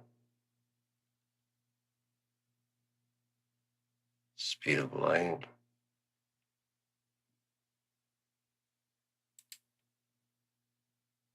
Fuck, there's a lot of songs.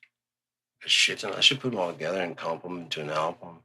Maybe that's what I'll do with this. I'll start grabbing the ones I like the most and then try and master them as good as I can. Just with T-Rex, and I'm not going to try and go over but then they can't say it's their same song. It's been tweaked and changed. And I wrote most of these. You can see, I actually uploaded a lot of them. Uploaded the background music and everything. So, Sunrush. That's something I got so many copies. The reason why is I like them a lot, and I know I tend to play them over and over, and so I figured I'd get a couple copies. I guess I got to play them enough to get tired of them before so I can know which ones are which. But dude, come on, man. Why now? I love The Scent. The Scent is a great one. Twisted Cipher, Veins Full of Happy. There's Veins Full of Happiness. Let's see if that's the one. What did you say? Don't matter anyway. What date and time? It doesn't matter. It's probably the first one. There we go. That's a good choice right there. A lot of these fuckers.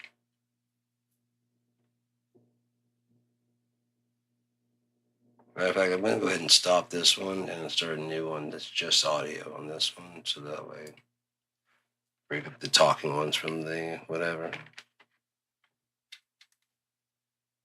It's fancy a little bit, So I don't know. Drink my cup